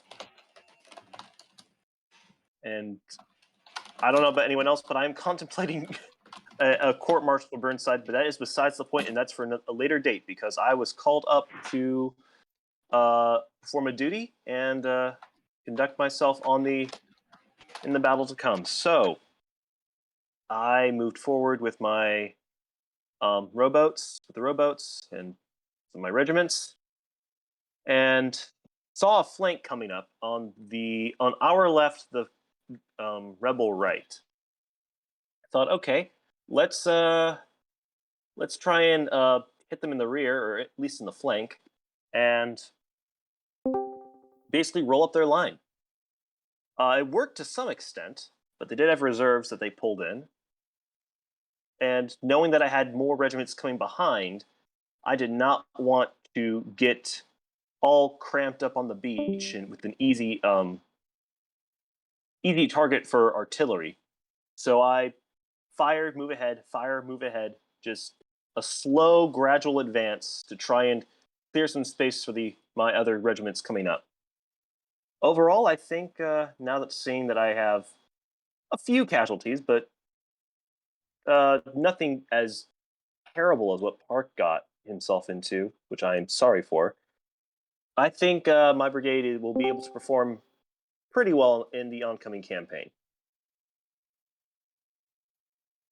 That's all I have to say. Okay. Can I comment on something? Sure. Yeah, so about the landing. I think the map fooled me because Fort Bartow was like more north of the forts that are inland, and I didn't think we would be like in such a corner than previously thought. But yeah. I will say that the map that I gave to the Union side was there was some discrepancies between that and the actual situation, and so Fort Bartow did look like a much better landing point than what it turned out to be. That was not at all on purpose. I was not trying to entice the Union to land any certain place. There were some points on the map that looked less attractive and turned out to actually be pretty good spots to land, and vice versa. So I will say, oh, sorry, go ahead. I was going to say Sam's decision to land here was not a bad decision at all. Yeah, I understand. Like at first, it looked good. It looked good on the paper, but I think when he saw how close and how the terrain worked with Fort Bartow, he might have been able to pull the rowboats back, and maybe we could have reorganized and replanned. Maybe we can go back south. Just a thought. I think at that Hindsight. point is what I think it was already too late since Park had already lost so many men, and I didn't want this to go to waste. One more thing to say, and that is some of the regiments tried to get back into the rowboats, but they had standing orders from Flag Officer Goldsborough to shoot anyone trying to get back into the rowboats. Good. That's so. Oh, right, that order. Well, that was just the one. That was the one time. I wasn't a standing order. I was just advised that some of the troops were trying to flee into the rowboats, and I couldn't have that. They needed to be clear so we could land as many troops as rapidly as possible. Well, Foster, I think you know who else we can court-martial. I mean, let's go ahead and we're gonna get to Shaw here in just a second. General Reno, I know you didn't have you didn't get to land, but do you have any insight, anything you'd like to say before we hear from the Confederate side? Not really. I mean, I was just surprised that we were able to sink a fort. That will certainly go down. Songs will be sung about that feat. I mean, so are they, to be fair. Let's hear from the Confederate side. Colonel Shaw, you originally were slated to play as General Wise.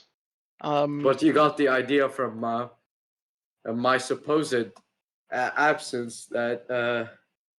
Well, that actually happened historically. That General. Yeah. I know, but Wise, I think you got the idea from what I told you in DMs. But now let's talk about my experience. Okay, this is probably the most frustrating battle because mid engagement, I started to realize so many of the mistakes I made pre-game, not even as the game started, like pre-game. I was told that I could build more defenses on the beaches and the coast, which I did not take the opportunity to do. I honestly forgot that he even told me that. So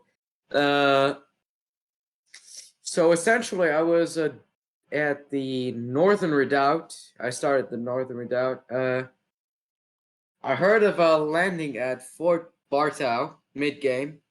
Well, actually, start game. So, I wasn't sure of what exactly was going on there, but due to the swampy area and the river, I was unable to see much with my binoculars.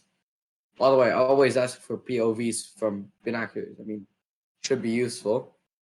But I essentially told my brigade commanders to start moving towards Fort Bartow, reinforce it as soon as possible, because I didn't want the Union to be getting a foothold. But I failed in that objective, to be quite honest. But I was being delayed a lot by the swamp, and had I but then mid game Marmo chose another route to go between the gap of the river. I think it took a bit more time, but yeah, one thing I like to say, I'm surprised that Crusader held out this long against the Union. The fact he even went to swim away just says how courageous he is. And I will keep that in my memoirs. He The ran dude's gonna go away. down as a hero. He ran No, away. it doesn't matter if he ran away. Died He with his, swam. he left his men to die and then ran away. Naked. Shut up! You Meanwhile, betrayed us in the Appomattox game. You couldn't even break through to me. You're horrible. I led 4 chargers. Okay, let me talk. On the fort. Let me talk. And he is brave for running away. Let me talk. Thank you. All right, so I heard mid game of sniper coming out to engage the Union fleet. And I was like, thank God he finally came in. This dude's my lifesaver.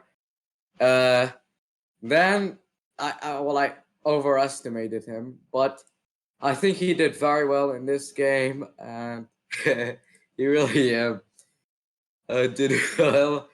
Sorry, he really did well in delaying Union bombardments on the shore, and I think that was a crucial point, to be quite honest. But yeah, apart from that, on land, I was probably having a mental breakdown. Like, I didn't know what was happening. My view was being blocked. It was swampy, and the Union was able to break through due to shore bombardments, which happened later in the game. And I was starting to panicking at that point.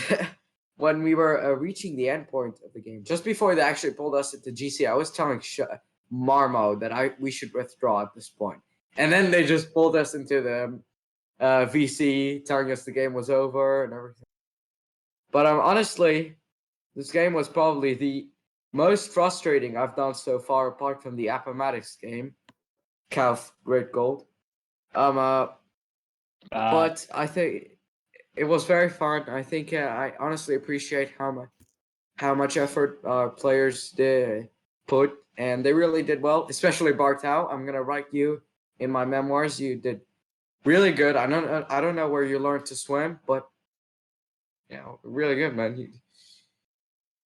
I hope your kids will learn about that, if you even have kids. I don't even know that, but yeah, good job. To be honest, I expected him to be dead mid-game, because I heard that Fort Bartow fell from a white flag being raised inside. I mean, it probably surrendered, but I was expecting the commander to be dead, not end up coming from the shore and just commanding a new unit. I'll say that was pretty badass on that. Well, Fort Bartow did last. It lasted 45 minutes to an hour, I think. That's about it. Surrounded the dude with was several badass, regiments storming it. I'm looking. Do we have either of the 2 Confederate field commanders? We have no, we don't. Sadly, Marmot they didn't. or Dookie. Also, Marmot Sniper, says he's. Sorry, Marmot I'll just say, says Sniper, he's gonna. if you want to write, Sniper, if you want to write something, I'll read it out when it's time. Sure, Sniper. We'll get your input. Let's hear from. Sure, Sean. Marmo said he's gonna write an after-action report, so yeah, and I can get you a POV from Duke. Yeah, I'm gonna DM him soon. So okay, I would just like to hear from everyone. Let's hear from some of the forts. Fort Bartow, you must have had a hell of an experience. Tell us Most what interesting your one. yeah. Yeah, so my first order of the day, my first update was just 2 regiments of Union infantry just standing on the shore. So I don't know if that affected the game, but I ordered my cannons to load double canister. I don't know if they managed to do that. Yeah, that was definitely taken into account. Ah, yes. I mean, it's not like I am going to burn through my my canister storage before they capture the fort. So, but yeah, I mean, they just shot the Union units on the shore, and I led a bayonet charge. Turns out I should have led a second, but I think that held the unit long enough for the guns to just completely break down that. But then the utter cowards, they were only surrounded, and they decided to surrender. I did not give them permission to surrender. That is. They will no doubt be taken up on charges once they're paroled. Yep. For their Absolutely. cowardice. Fort Blanchard, you also had quite an experience. What would you like to say? First of all, thanks for the game. There were 2 points I wanted to add. First of all, I was a little bit scared that I would be that fort where nobody decided to land. So, but luckily I was not, but maybe from the design, one can think of a rule where this could be solved in another way so that one player gets unlucky and will never see an enemy. But luckily I had those enemies direct at the front door. I had sunk about 3 Union ships, which was pretty good. I was a little bit surprised that the Union gunboats were able to penetrate the earth walls and destroy my fort. But at least I could save my men, and then I decided to build up a dam, and which would I break when the Union would break through in the south, so that they were flooded with a lot of water. That's it. Building a dam, that I've never seen that before in Kriegsspiel. Everyone take note of that potential winning strategy. It worked for the Dutch in World War II. That's and then we have Sniper. And Sniper, I originally didn't even want to play her for the Mosquito Fleet just because I was afraid it was just going to get shot to ribbons. But you proved everyone wrong. And so I'm not sure if Sniper wrote out his thoughts, but he has to be MVP of this game. Comments. This is the first time I've used a navy. Shaw commented, "You did really well." Sniper goes on. So I was testing its waters, which was the delay, and I originally wanted to help batter troops on the beach. However, I did not expect the huge fleet with my tiny fleet, so I decided to focus fire and harass him. I didn't expect a strong reaction of some maybe 10 ships firing back, so I decided it was best to lure them to the forts for support and fall back for repairs. Okay, yeah, and that's you definitely lured them out, and that it was surprising that strategy worked. So after hearing from everyone, it's really hard to say what the outcome is. No doubt in the first half, the Union was not doing very well. They managed to land on that second beach, and eventually, especially once Reno landed, it would have been no time at all before the Confederates were forced to either surrender or withdraw, depending on how close the Union was behind them. But once the Confederates started to talk about withdrawing and how they would eventually have to do that, I decided that they were going to make the right decision, and that's not to fight till the last man. Historically, they didn't do that, and so they would have eventually tried to preserve their command to fight another day. Or to surrender. or to surrender. But even then, they would have been paroled and gone on to serve the Confederacy. So, in the follow-up to Roanoke Island, it would have been difficult to continue Burnside's coastal campaign as well as he did historically. There would have been some delays, and that would have meant a delay in taking Elizabeth City, North Carolina, and opening that back door into Norfolk, taking New Bern. So, would Burnside have been tapped to lead the Army of the Potomac later on in the year? Who knows?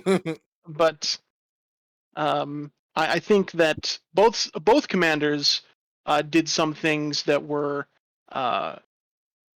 excellent choices, and some things that maybe were not as good as other choices. So I think both sides did very well. I wish Burnside a faithful journey to the Army of the Potomac. Hope he does well. You never know what can happen. All right. Well, hey, look, a I know, bridge across. maybe. Yeah. He would have learned some things about amphibious landings too, which were useful at Fredericksburg. Yeah. Maybe a grandpa might come out and just lead the Confederate Army. You never know. Maybe Brigadier General Foster is going to be tapped to No, lead Brigadier at Fredericksburg. General Foster is gonna. Yeah, Foster's gonna be. I mean, have to lead the 9th Corps. Wait, no. South Mountain. No, wait. All right. Well, thank you Foster's guys for gonna- sticking around. Foster's gonna charge Burnside. Be like. If I may add some notes.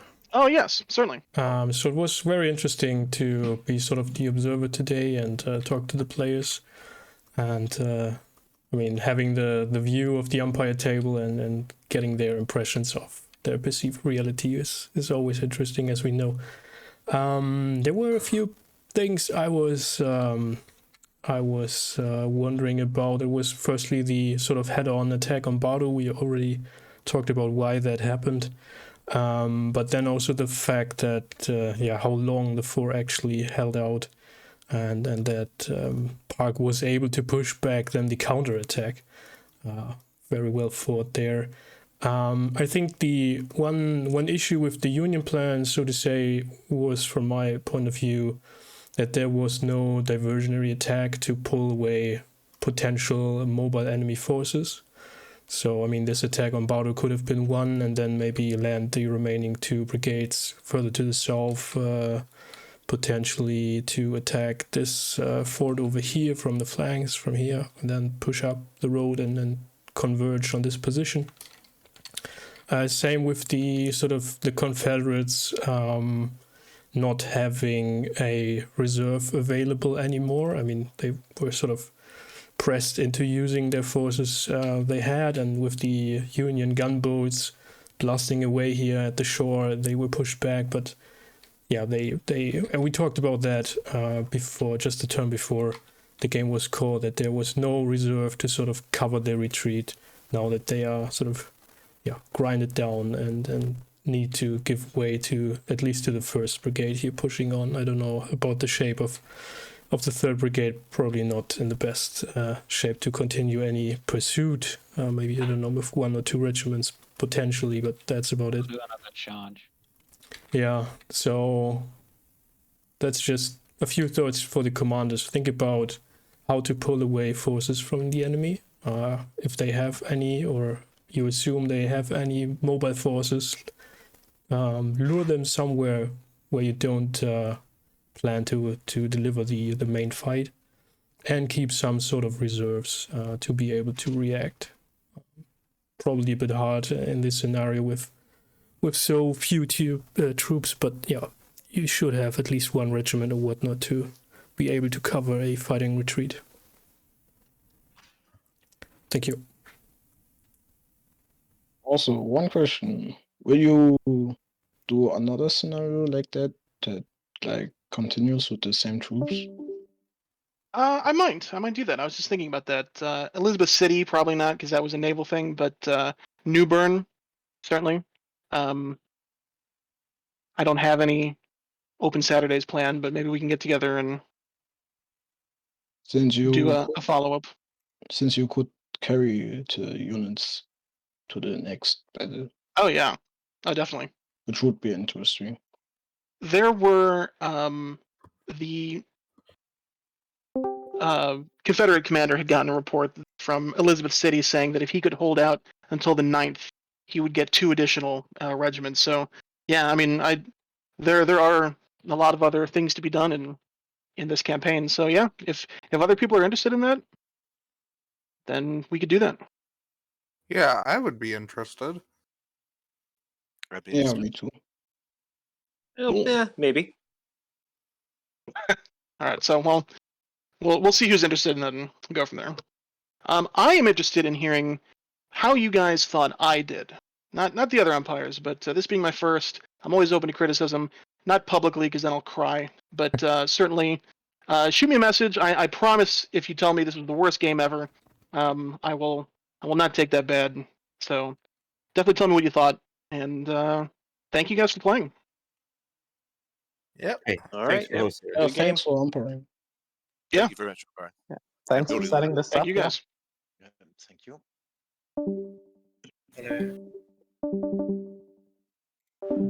And there they go. All right, that's wraps up the game.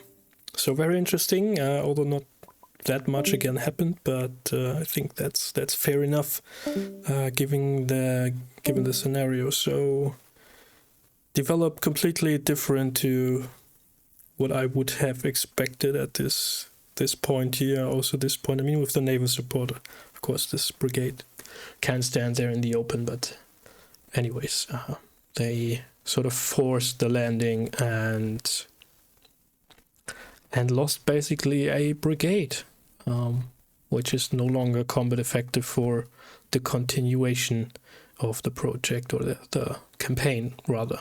All right, so I wish everybody of you a good evening, have a good night. See you on the next adventure, as Marshall used to say. Goodbye.